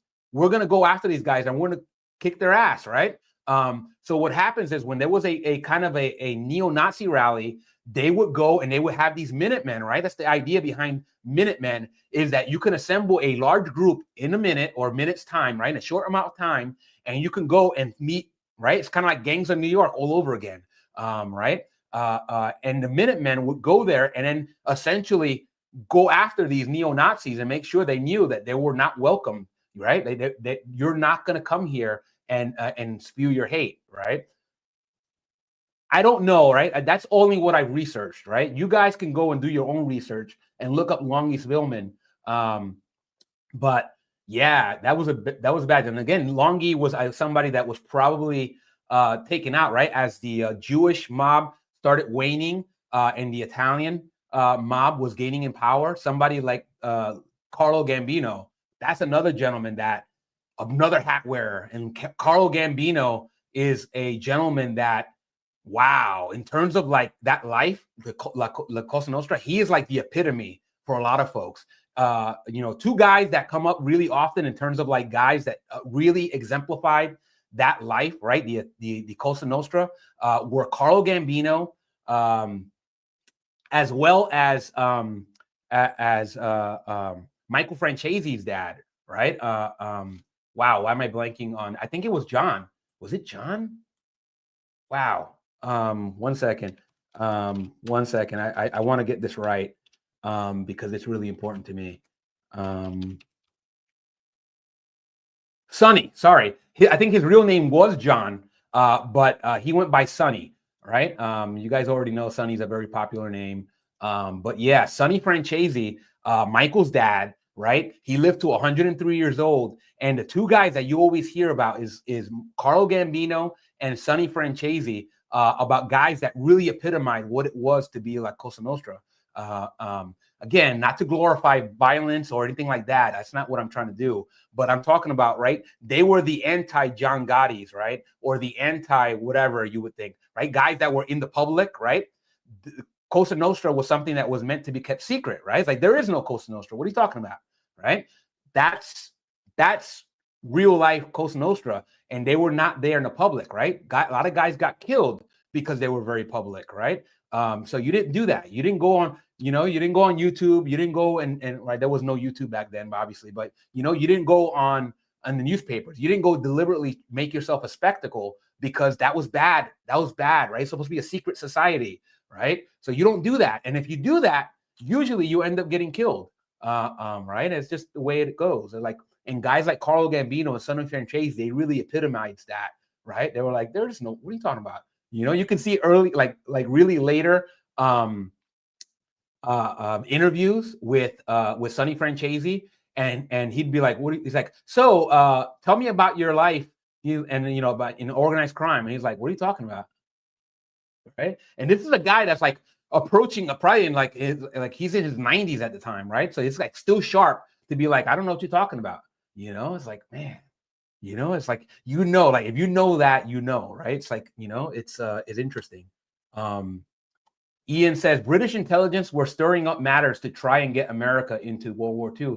Yeah, I mean, again, it's one of those things where, obviously it took us a couple years to kind of get, to get into the fray. We had Pearl Harbor happen, but yeah, I mean, I think that's just the way it goes, right? It's like you kind of want, right? It's just strategy, right? In terms of like various countries to try to get allies and like, hey, it's not any different like the schoolyard, right? Where somebody's like, like they're going to go get into a fight. And it's like, hey, you should be kicking this guy's ass too, because he said something about your mom, And he's like, he said, what? And all of a sudden now you got somebody fighting with you against this other guy. It's probably not a very noble tactic, but I've seen it happen. Trust me. He's like, you know what? This dude, you know why I'm going to kick his ass? Because he said something about your mom. I wouldn't take that, And he just we call it instigating, right? Stirring the pot. And he does it because it's good strategy, right? If you're like, I might be able to take this guy, but I have better chances if it's 2 against 1. So I'll leave the moral standpoint of that, to you guys. Anyway, my grandparents talked in German when they didn't want the kids to know what they were talking about. Hey, there you go. I have talked in German to Texan elders who still speak it, and with the Mennonites. Yeah, shout out to the Mennonites, man. I think I learned more about Amish culture, right? About like it is because of the Mennonites, because the Mennonites in Lancaster, Pennsylvania, they're the ones that they will go and interact with the public, right? Because they do business, right? They're like, I could do business with the public, right? They can listen to the radio, they can do things. They're like Amish light, right? Kind of like Episcopalian and Catholicism, right? They're a lot more freedoms there. And they're the ones that really we paid for stagecoach rides with the Mennonites, and we got schooled on like Amish culture and what it is to be Amish. And I was like, man, what an interesting. I'm like, I always thank my dad for doing that. I really like that. That was a fun experience. Jody says, cool, Ian. Yeah, Ian is very cool. Ian says their German is really old fashioned. Yeah. Again, I don't speak German, but I do know that a lot of the English language, right, especially the English here in the United States, has either a Germanic or Arabic background, right? So our English, the U.S. based, and I don't have no idea if this applies at all to British, right? But the U.S. based English has a lot of deep roots in Arabic as well as German. So yeah, shout out to my linguists out there. Jody says, yes, my grandparents spoke the old German. Yeah, there you go. You just guys were all reminded me of the trip to the beer garden I took with Steve Heck. I got to do that. Steve, if you watch this, we got to do that again. Jody says, I took German in high school and it was very different from how they talked. Yeah, that's probably the same thing when I took Spanish, right? I did take Spanish classes only because I felt like I needed to have more of a structure, right? To the Spanish that I spoke at home. But then I found out that a lot of the Spanish that I grew up learning, right, that my parents grew up speaking in Puerto Rico, didn't translate, right? I have a great story about that. When I went to Spain, we were trying to hop on a bus, right? We were in San Sebastian, Spain, and we need to hop a bus because we were going to go take a bus to the bullet train. And I believe that's what we were doing. Anyway, we were late. We were running late. So our cab driver gets us there really fast, but we're still like running late. And I'm like, okay, you know how guys hate asking for directions? We do. But I had the presence of mind to say, listen, this is not one of those times to be like a super proud guy. Let me go and swallow my pride and tell this man I'm lost. It was a security guard. You know Spanish, this should be a little easier. So I go and I tell the guy in my Puerto Rican Spanish, ¿Dónde encuentro la guagua? And the guy did his best to not like laugh, right? He didn't laugh. He smirked. He smirked at me and he says, "You're not from Spain, right?" Like, you know, that word is very cute. I know that word, but that's not correct. He did it. He was so dignified when he told me, like he had like a smirk, but that's all he'll give me. He didn't want to laugh in my face, which, you know, I appreciated, especially the time. But you could tell he was like, why? I don't know. I'm like, you know, the word autobus or just the bus, right? But in you know, growing up in the household, we always call the bus la guagua. It's just something that people from the island, I believe they say it also in the Dominican Republic. I have no idea if they say it in Cuba, but Puerto Ricans, they say la guagua. And it's just more fun to say, right? I don't know. I'd rather say guagua than autobus or bus, right? I'm like, it's just more fun. Guagua. It sounds like agua, right? I'm drinking some agua in la guagua. Anyway, that's my anecdote for that.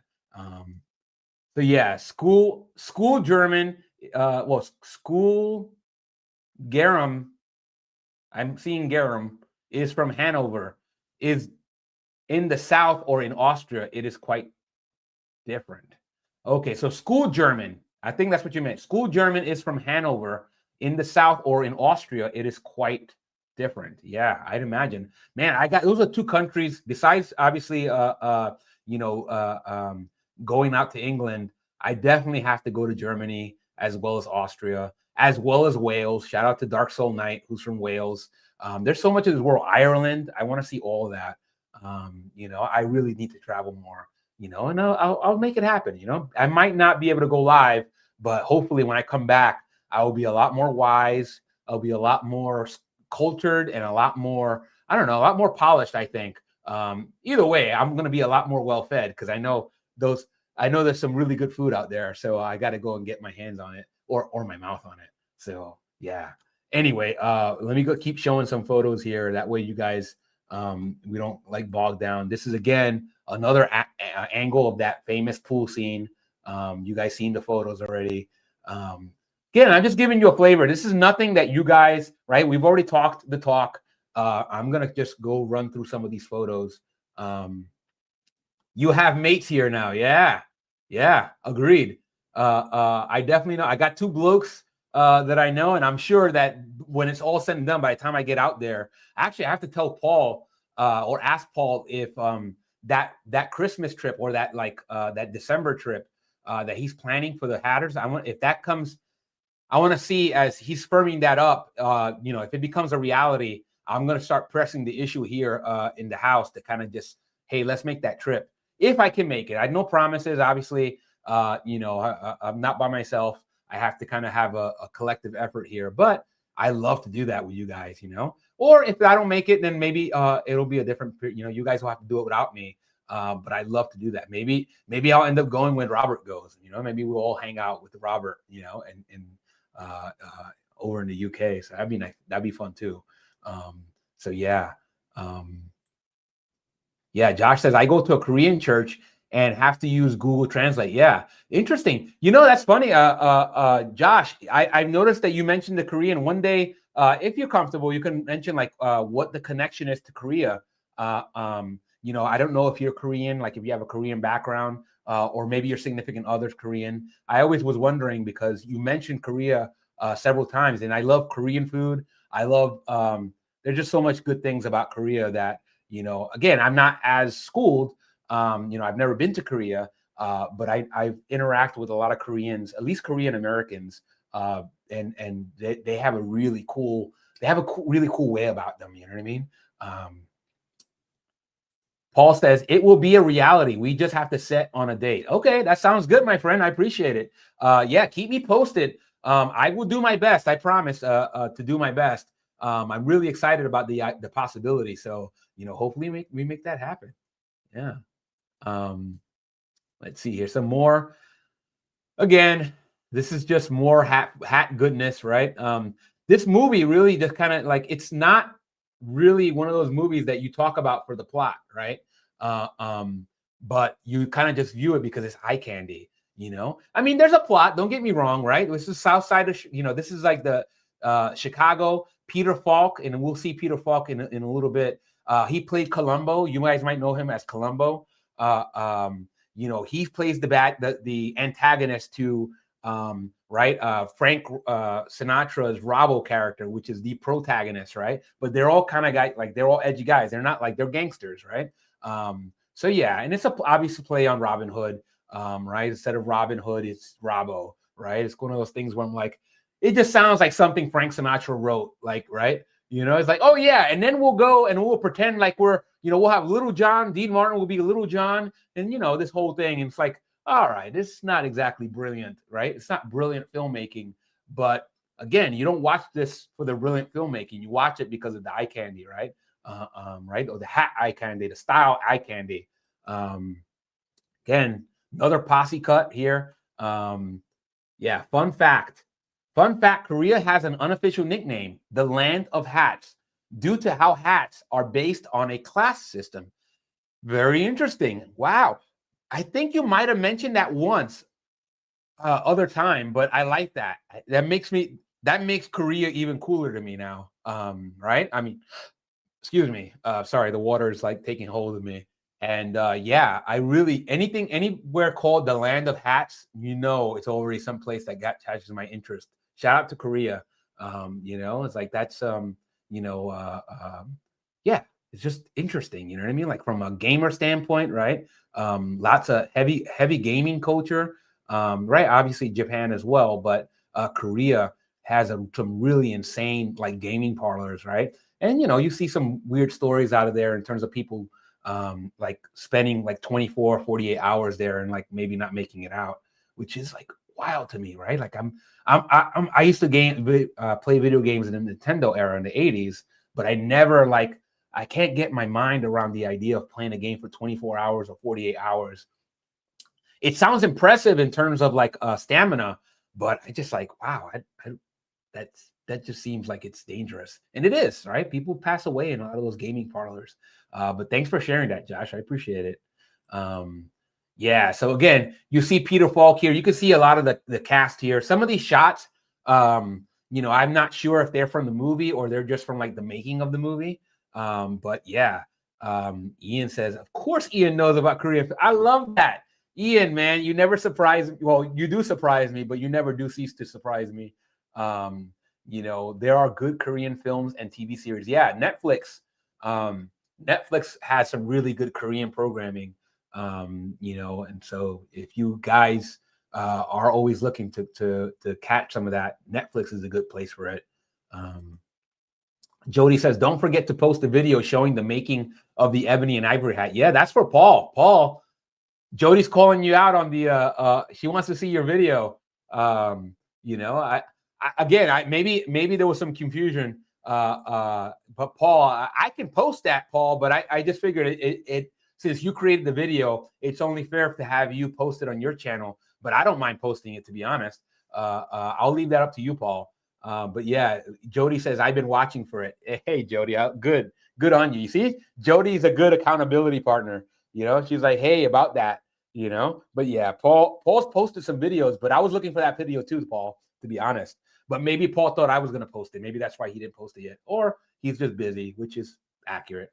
Paul says, yes, I'm finding time as I've been away a couple of days. Yeah, Paul, you're the best. Again, it's always nice to kind of to have an audience, right? It's like a receptive audience that's waiting for that stuff. So yeah, yeah. Paul says, Luke, please post it too. Okay, I will. Yeah, actually, no, Paul, that's what I wanted to share. Yeah, that's why I didn't post so you just reminded me, Paul. I think I tried to download the video, Paul, but I think Canva Canva wanted to charge me to download the video. So I figured, I was like, all right, I'm not going to pay. That's why I was meaning to get the video from you. I have the video. I can watch it anytime I want with the link that you provide. But when I go to download it, Canva doesn't allow me to do that. That's what I wanted to tell you, like, since the day you sent it, but I just never got around to it. So now, thank you, Jody, for reminding me. So Paul, I'm not able to post it because Canva won't let me download it. So yeah, maybe there's a way for you to get it to me, otherwise. Paul says, no problem. I'll download it and send it. Sorry, no worries, my friend. Like I said, I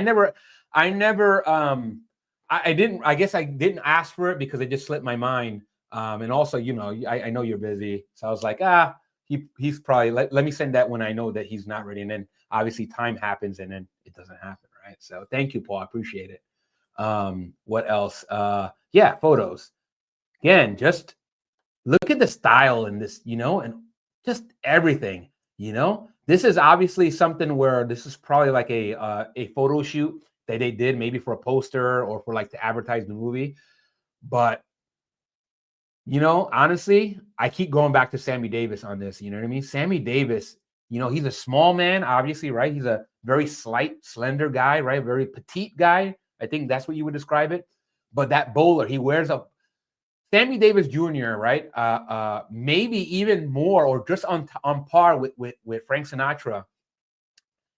Only because, like, Sammy Davis also was like a big fan of the stingy brim, right? If you watch, especially later Sammy Davis Jr. movies where he's making an appearance and he's wearing a hat, he really wears that stingy brim well, and it really reminds me of like New York, right? So obviously, Sammy Davis Jr. was born in New York. I believe he's from Harlem, right? And another interesting fact, right? So about Sammy Davis Jr. Right? His father was African American. His mom, during his career, he would say that his mom was Puerto Rican. But it turned out that in, I believe when his documentary, like a book that he came out about his life, his biography came out in 2003, the author revealed that Sammy Davis Jr.'s mom is actually of Cuban descent, right? She was Afro-Cuban, right? And you're like, oh, wow, that's really, he did it basically for the same reasons we've kind of alluded here, which was there was a political kind of like, he was afraid that when people found out that he had a Cuban ancestry, that they might have been some backlash against him. So yeah, and obviously he converted to Judaism at some point. I don't remember when that was, but yeah, what an interesting character, right? I mean, with that background, and he's also like a great crooner, you know what I mean? He has a very interesting, right? Like he's the kind of the muscle, right? Or one of the muscle. He's the guy that has the really good aim, and he's the gunman in the crew for Robbo here in the movie. And he has a kind of a solo song that is just pretty comical. He's just shooting up the whole casino, So I don't know, but it was a good song. It was fun. Most of the songs are fun. So yeah. Let's see. Jody says, oh, sounds good. We all get busy and have lives. No worries, Paul. Yeah. Mr. Bojangles. Yes. Yeah, exactly. Shout out to Sammy Davis Jr., man.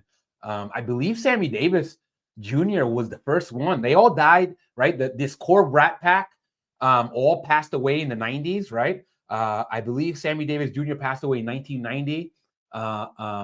Then Dean Martin passed away in 1995.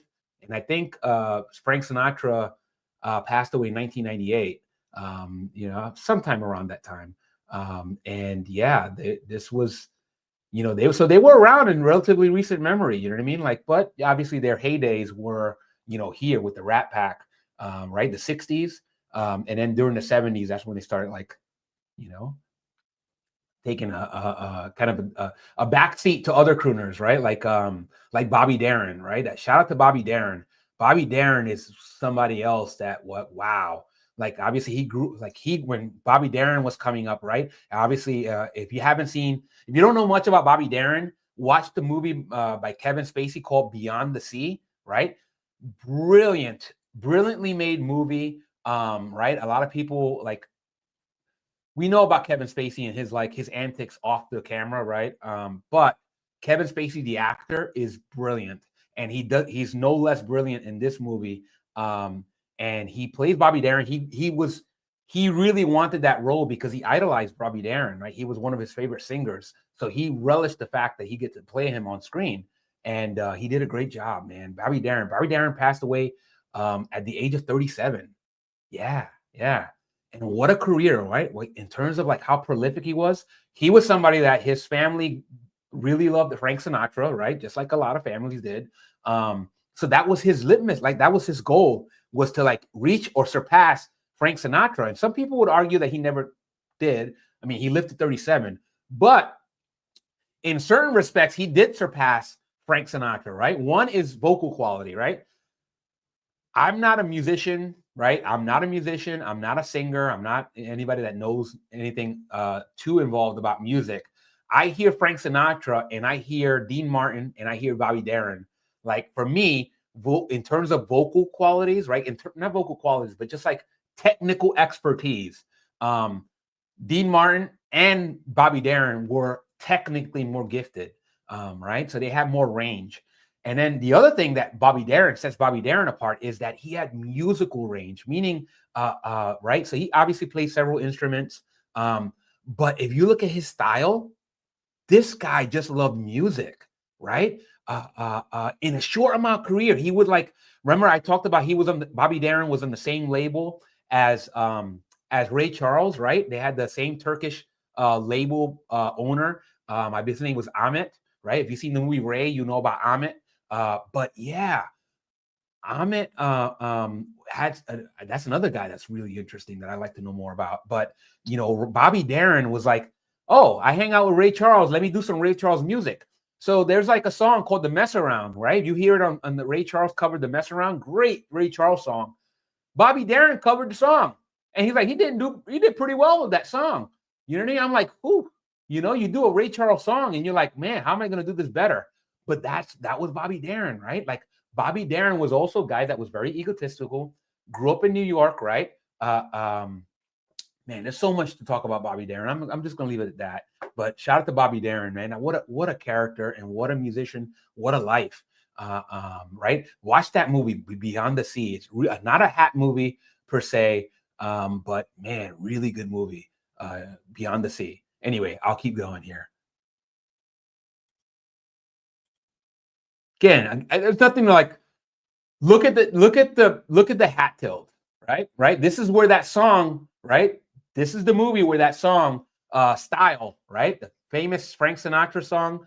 They got Dean Martin there providing help on the vocals, as well as the legendary Bing Crosby. This is another thing about this movie, right? So right in the beginning of the movie, we got Edward G. Robinson, right? You guys know Edward G. Robinson. This is like a lot of people don't even know Edward G. Robinson's in this movie. He's like the first, probably person that you see in this movie. He had a very short role, right? He gets taken out, right, by the Peter Falk character. But yeah, Bing Crosby is. You want to talk about, right? We talked about Bobby Darin growing up, idolizing, right, and like wanting to surpass Frank Sinatra, right? And Frank Sinatra grew up wanting to he was idolizing and wanting to be as good or better than Bing Crosby. So here it's like, you got to think that this is like Frank Sinatra's doing. He's like, hey, my man Bing Crosby, that guy's the best.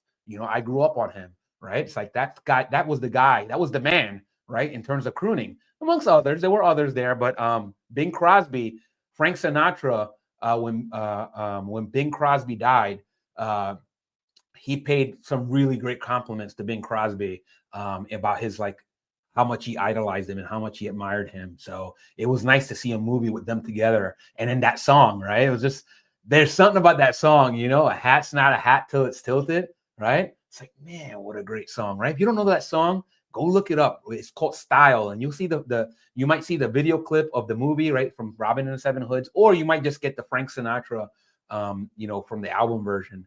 But great song, right? And then if you want to hear that idea that I talked about, the technical voice, right? Who had a better technical voice, Dean Martin or Frank Sinatra? You let me know what you think. Maybe again, if somebody says Frank Sinatra is better, that's fine.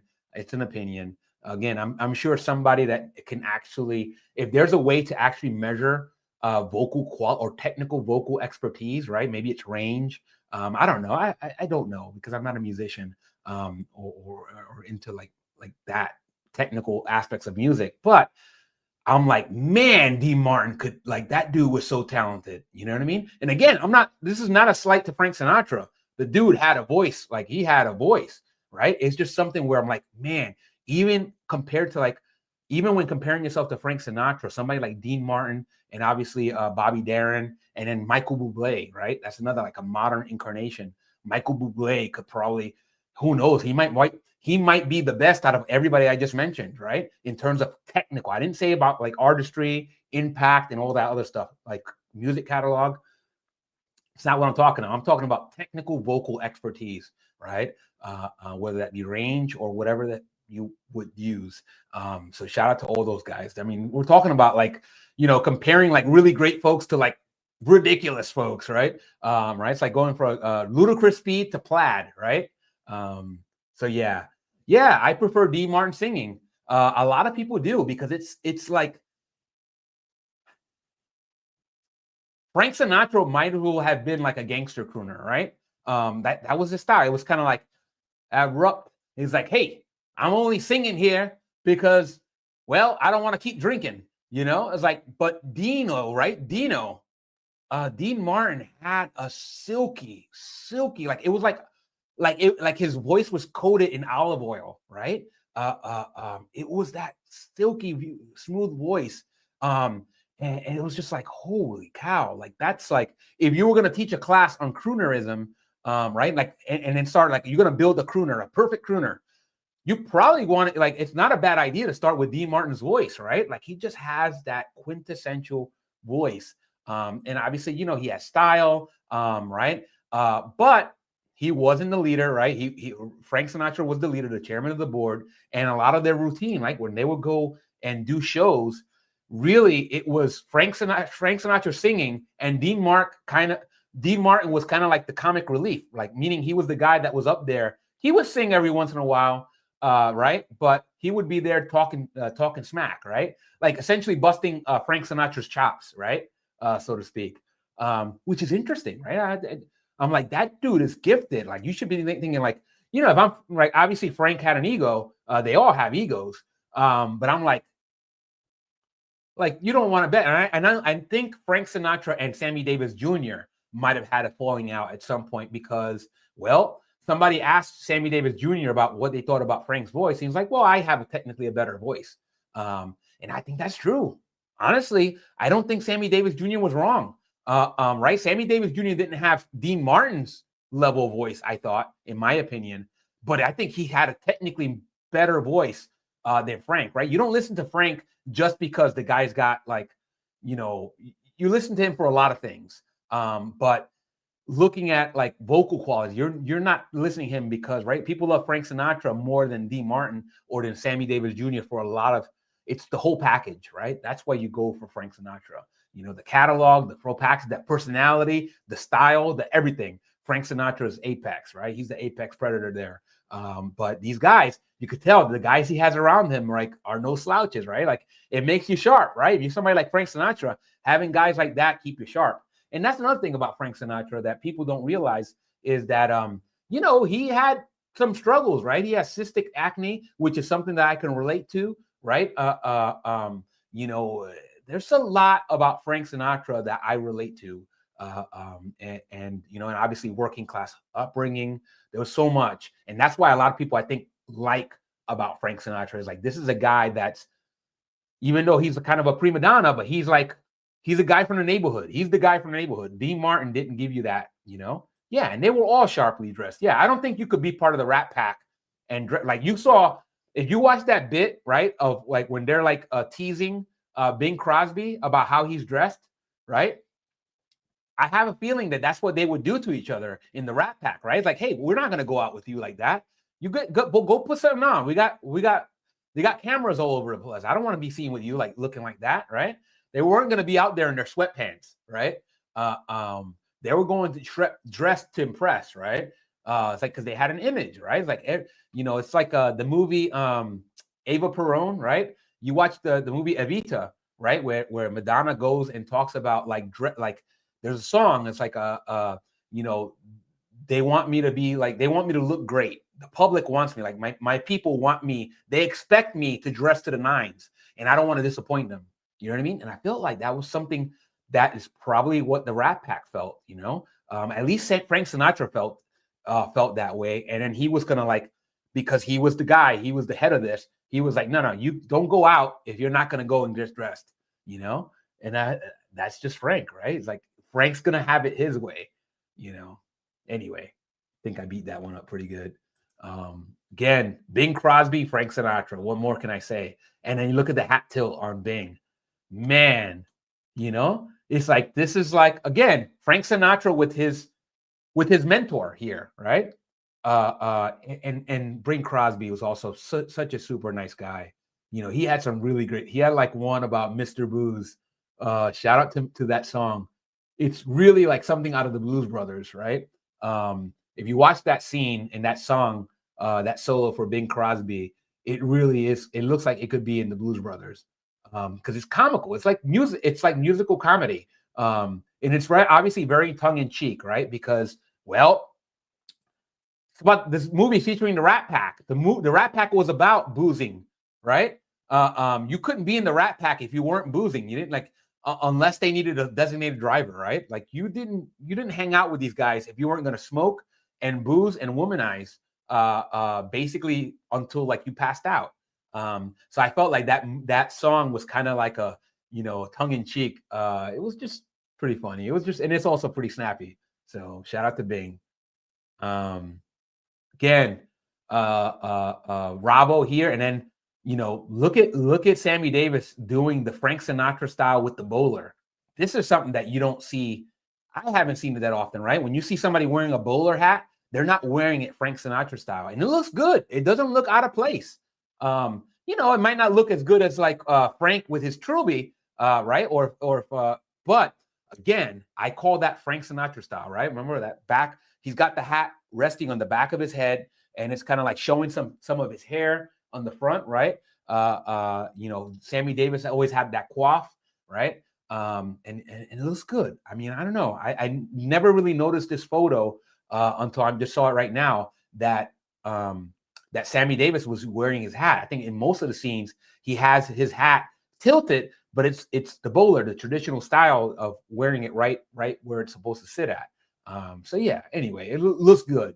You know. He's got the skinny tie. Man, Sammy Davis Jr. was just cool. You know what I mean?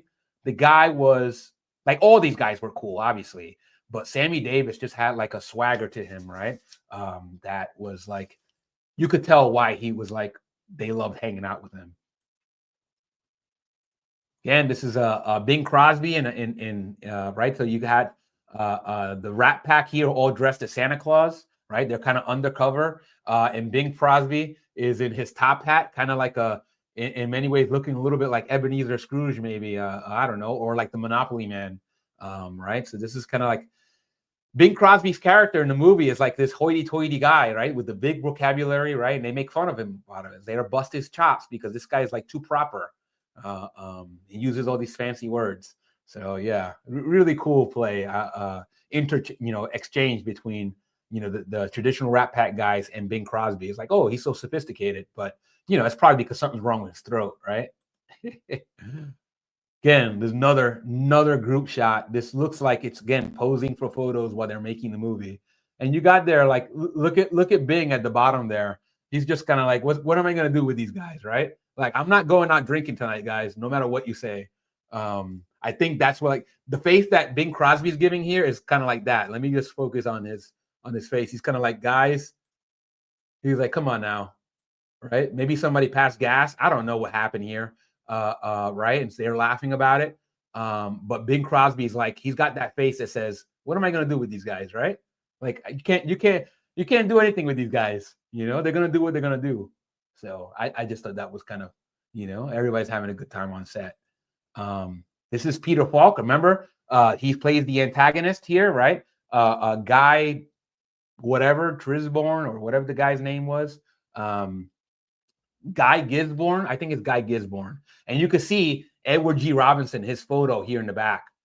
Edward G. Robinson, by the way, is in this movie. I mentioned it earlier. He is in this movie. And I'll show you a photo later. I'm just going to keep going here because we're like 2.5 hours in and I want to make sure. But look at these hats, man. Look at the style, right?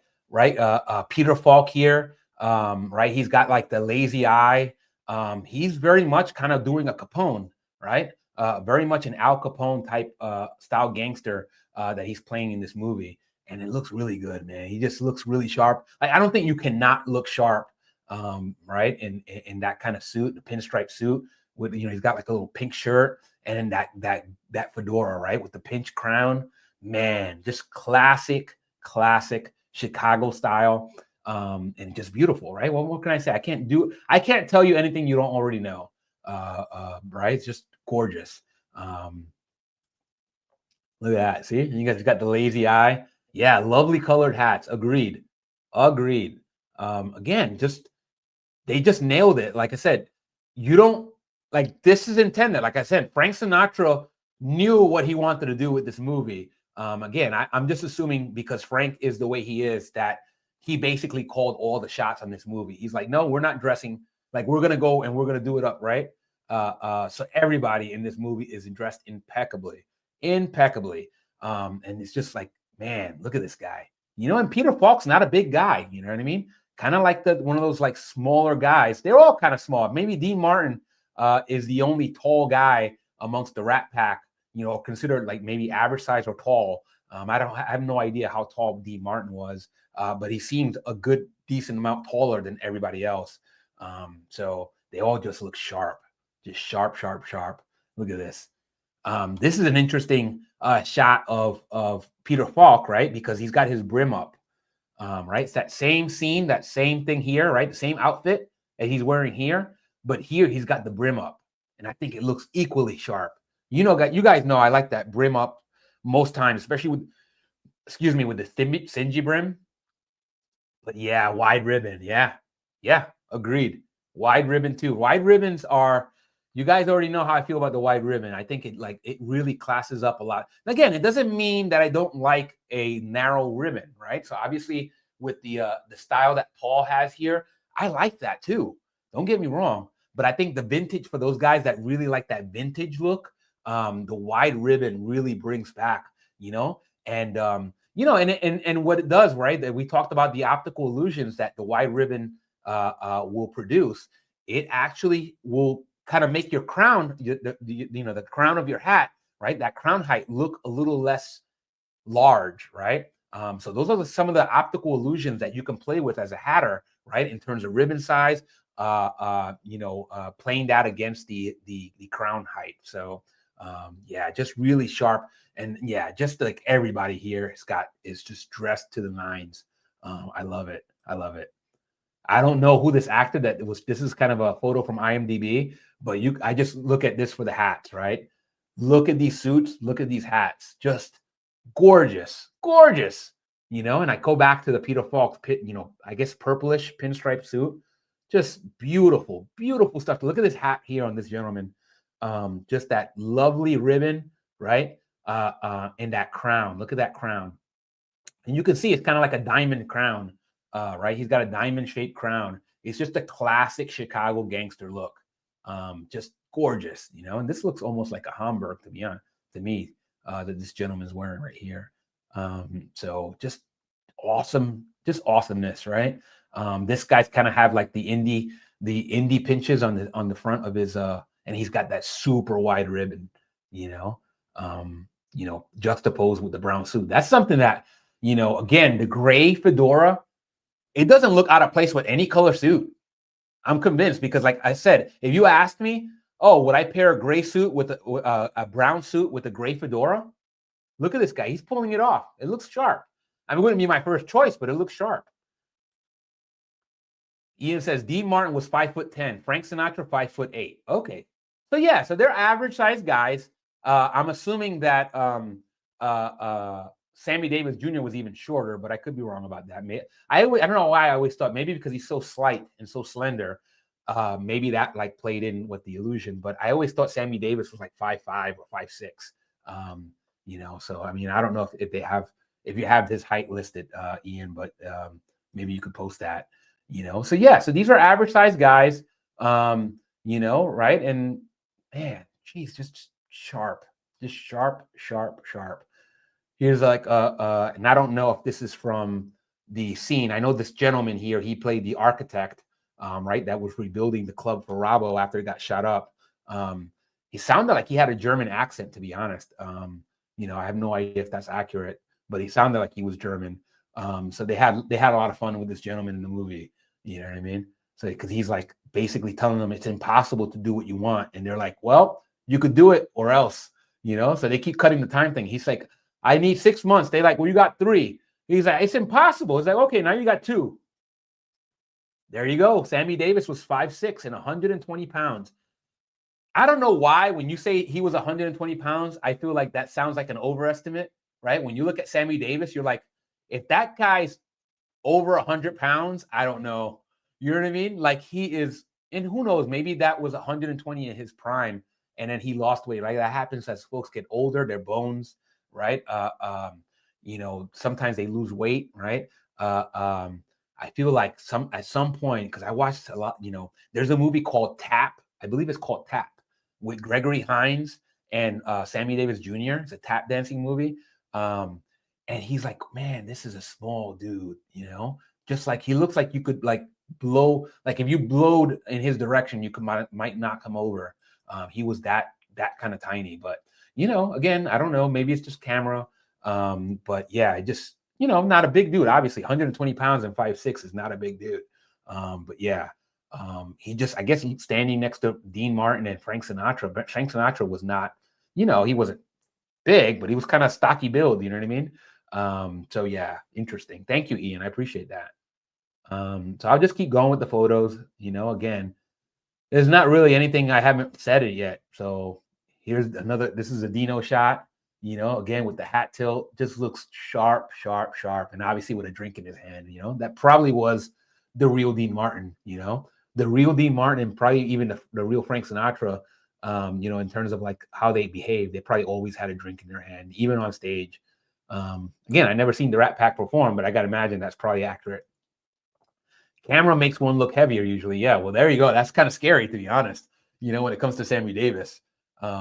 Because, yeah, the dude comes across as like, I mean, you watch the movie, you know, if you haven't seen the movie, watch it, you know, I recommend that. Hopefully nobody's like uncomfortable with spoilers, but, you know, I already made mention, this is not a show that you watch not expecting spoilers. And not really that much of a movie to begin with anyway. Like, right, what's the spoil? This is just eye candy. You know, and there's Dean Martin, obviously, you know, leering at the waitress, you know, which is probably accurate for the Rat Pack, you know, in their heyday. So yeah, just sharp. Look at this. Look at this green. We talked about the idea of the brown and green, right? Dino really hammers home that beautiful interplay between brown and green. Those two colors, they just really go well together. We talked about that with Paul just the other day.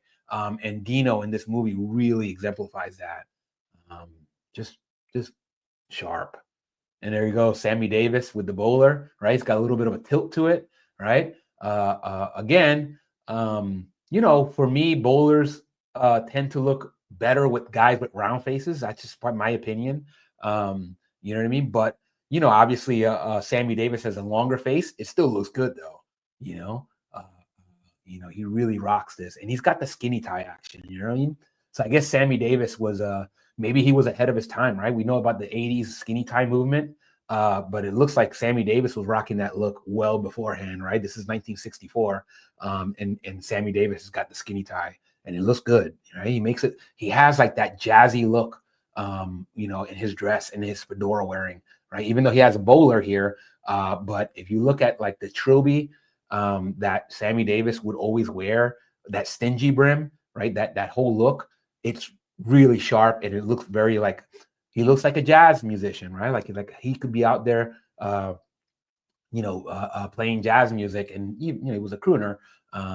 But yeah, I don't know. I'll admit, and I don't know Sammy Davis Jr. whole catalog. Maybe he was into jazz as well, but I just know him from his time with the Brat Pack. So yeah, just really iconic. Jody's like, I can't believe none of them were 6 feet. Yeah, I thought for sure Dean Martin. Yeah, I thought the same too, Jody. I thought Dean Martin for sure was at least 6 feet tall. Yeah, it just goes to show you, like I said, sometimes maybe the camera makes you look taller as well. Kind of like Ian mentioned, what makes you look heavier. Maybe the camera also makes you look taller.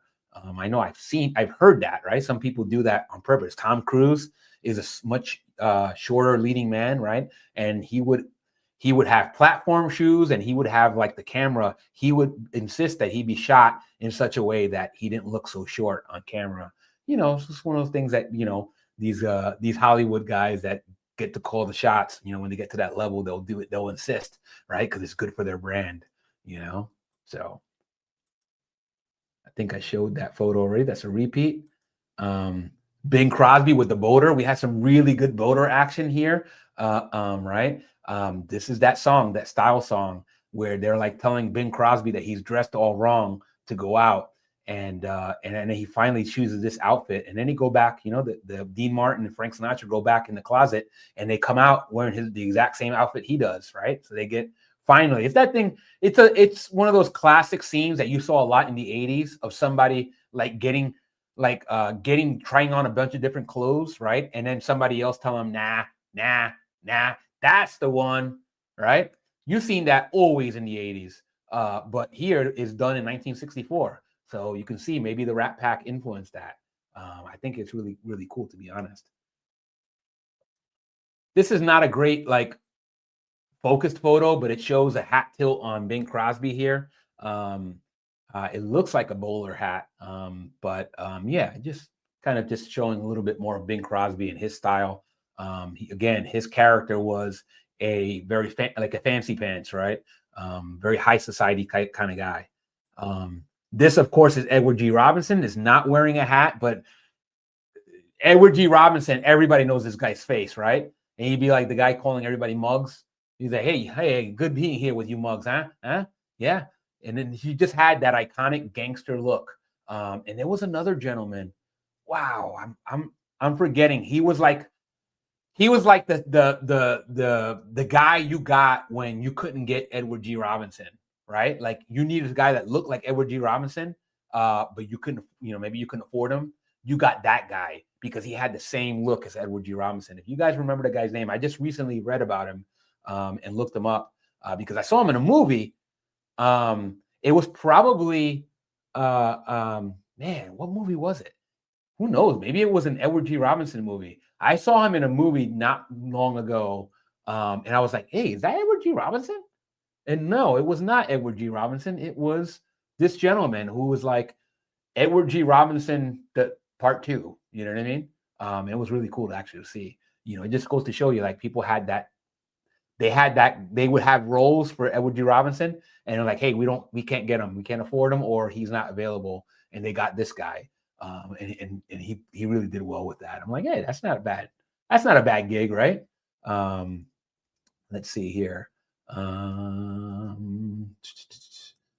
right, this is Barbara Rush, right? Barbara Rush was a actress that I think she already had worked with Frank Sinatra before, but she's very elegant. She has kind of some headwear here, but it's not a hat. It's kind of like a head wrap, right? It's really looks really elegant. She plays like a high society person as well. She allegedly plays the I think it wasn't debunked that she was the daughter of Edward G. Robinson's character, right? Yeah, but she was kind of like a Black Widow kind of female type, right? Like not somebody that lured you in with her looks, but she was like trouble, right? Which is common in some of these movies. That name is trouble, but I still gonna go try pursue her, right? Except that in this movie, like the bunch of the guys, they go and they reject her, right? Like they start realizing what she's about, and they're like, nope, not falling for it. So I thought that was kind of a cool twist. Again, this is that same head wrap from a different angle. You see, like this probably is like during a cut scene. They're laughing, obviously having a great time. I think if you're somebody that's in the Rat Pack, you're gonna have a great time regardless of what you do, right? Like Frank's gonna make sure that we're having a good time. So they're yucking it up here. This is just this is one of the rando guys in the background that has like a recurring role. He's always, I think this is the guy that always asks, "Can we crack a window open?" And look at that mug, but it wears a nice bowler here, you know what I mean? With a good little hat tilt, So I just, I don't know. I saw this photo and I'm like, wow, that's pretty cool. Not a great guy to look at for too long, but yeah, just a great hat at least. Some more photos here. Again, this looks like it's an action photo, but just showing some of the hats. You got the gentleman here in the background, the architect talking with one of the Raoul's goons, and then you got another of Raoul's goons here, who's like explaining, hey, I think this is right before they do the song Style. So, just showing you some of the hats. We'll be done. So this is another, this is early in the movie, where these are the guys that end up taking out, I believe they all take out Edward G. Robinson, early in the movie, and then they're like meeting up here. Just showing you you got the Hamburgs here, you got some of the really great fedora, some really great fine hat action, some good hat tilt action here, right?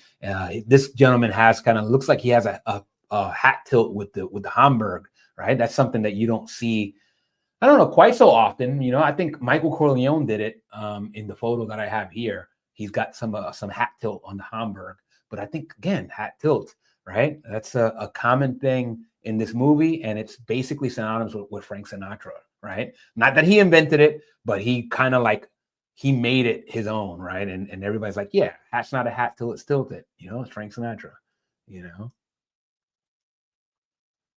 Top hat, some top hat action and some back of the crowns here on this later scene. Again, not really much to speak of. There's not a whole lot to this movie in terms of plot, but this is just all eye candy, right? So if you like some toppers, right? You like toppers, they got them here too. Here's some more posse action here, some of the goons. Yeah, just really great looking hats, man. And those dents, the hat dents are just really, right? Hat dents really do a lot when they're on camera to really give you a sense of the plushness of the felt, right? I'm thinking of this guy in the middle in particular, right? Look at that felt quality, right? He's got a serious dent in here, right? I like that look. And it just makes it gives you those shadows, right? Those shadows that you really like when you have that perfect lighting. And it really makes that hat pop. And obviously that ribbon, that ultra wide ribbon, man, just good hat, just hat candy, right? Look at this here. Look at this guy, this bartender kind of giving the kind of huh? And then obviously the back of the crown here. This is Guy Gisborne's hat, right? Look at that diamond crown, just really gorgeous. What else can I say? Just that says it all. This is the architect here with Dino, right? They keep giving this architect a hard time, but he wears a great hat, man. Look at that. Just really sharp, really sharp hats. This is believe in the faux church, right? So they have a casino that the architect designs so that it can be masked to look like a church, right? And that's when Bing Crosby comes in and has his Mr. Boo's number. Just pretty good. Just giving you a flavor of some of the hats. You got a boater right here. You got a flat cap, and then you have the what is it called? It's either cloche or cloche. Right, the female, the hat style that females primarily wore during the 20s and 30s, and maybe later. You guys know that style. I think it's called cloche or cloche, but you got some of that here too. Just really sharp. This guy looks like he's wearing a Greek fisherman hat, to be honest. So just really good hat stuff. I don't know what this is back here. It kind of looks almost like a a papaka, but papaka being like a Russian style, hat that I kind of alluded to before. But yeah, just, varieties, right? Like this just shows you the variety of hats that he had in here. Right. This gentleman here that we called out before, he's the one that's in the background here, right? I showed you that photo. That's this guy right here, which is, again, one of the goons, right? I call him like a Robbo's version of Luca Brasi, right? He's Robbo's Luca Brasi. He's like the guy that's not too sharp, right? And but he's a bruiser, right? You could tell that he's there for the muscle.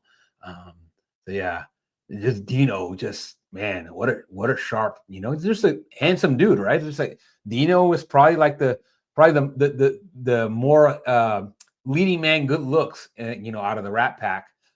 So yeah, you can always, like when he has the hat off, you can kind of see like this dude's like, really tan, right? Very swarthy, and just also impeccably sharp, man. Just what a character, and what an image Dino had.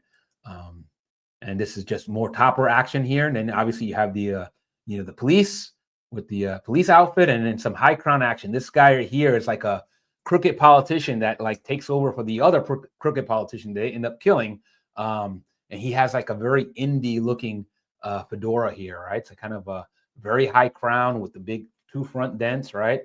Very sharp. He's like a bigger guy with bigger waist. That indie hat looks like, right? Like it's impossible not to look good in one of those Indiana Jones style hats, right? We saw it on the smaller guy. I think it's Oscar in the Untouchables, right? The accountant. We mentioned that before when we covered the Untouchables. He was a smaller guy, but the indie hat looked great. This is a much bigger guy, like bigger, tall, but also, more robust. Indie hat still looks good, like I said, impossible.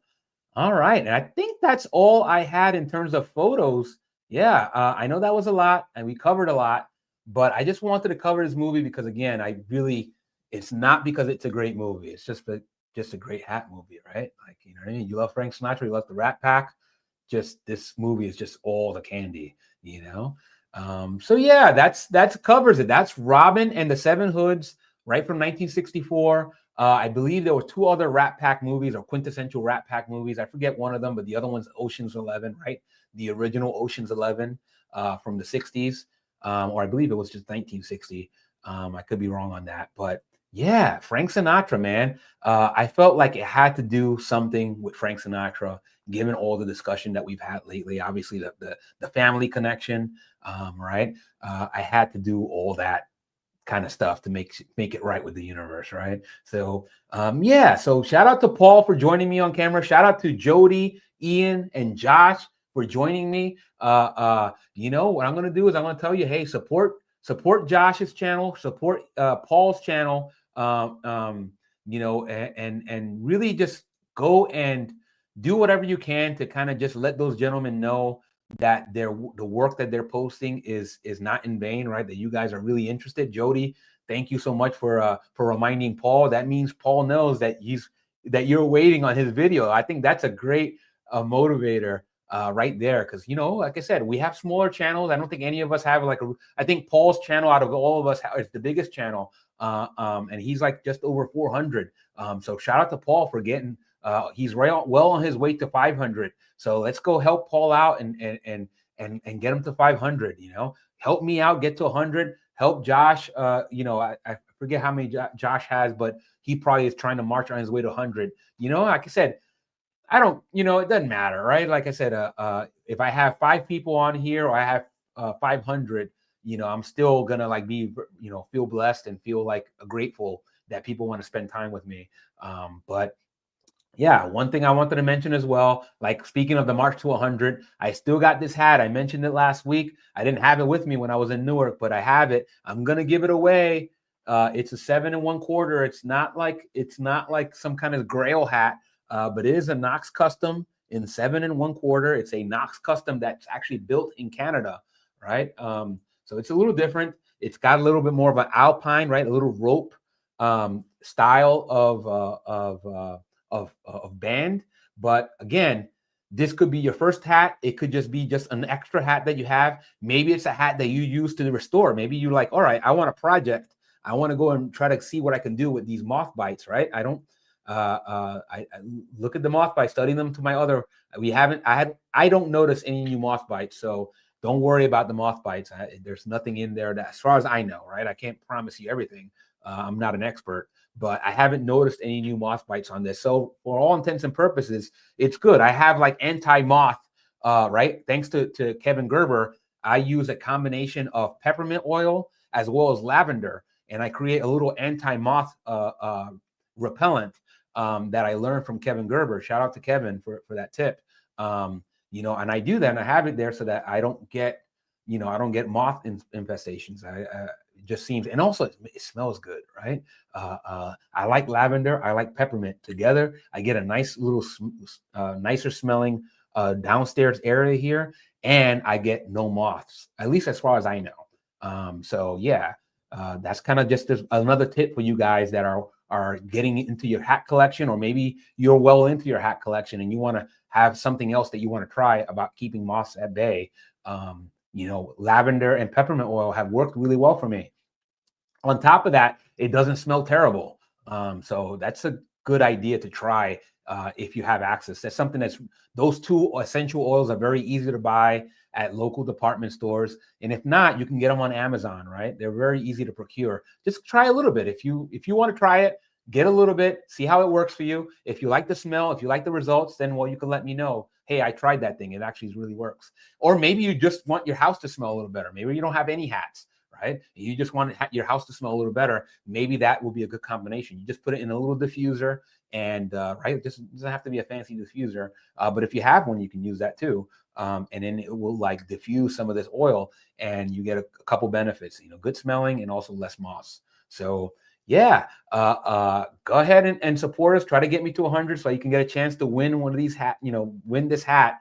You know, I might just ask you to pay for shipping, but we'll figure it out. Like I said, I'm not going to be too hard and fast on it. We'll work it out once you get it, or maybe you just want to send it to somebody else.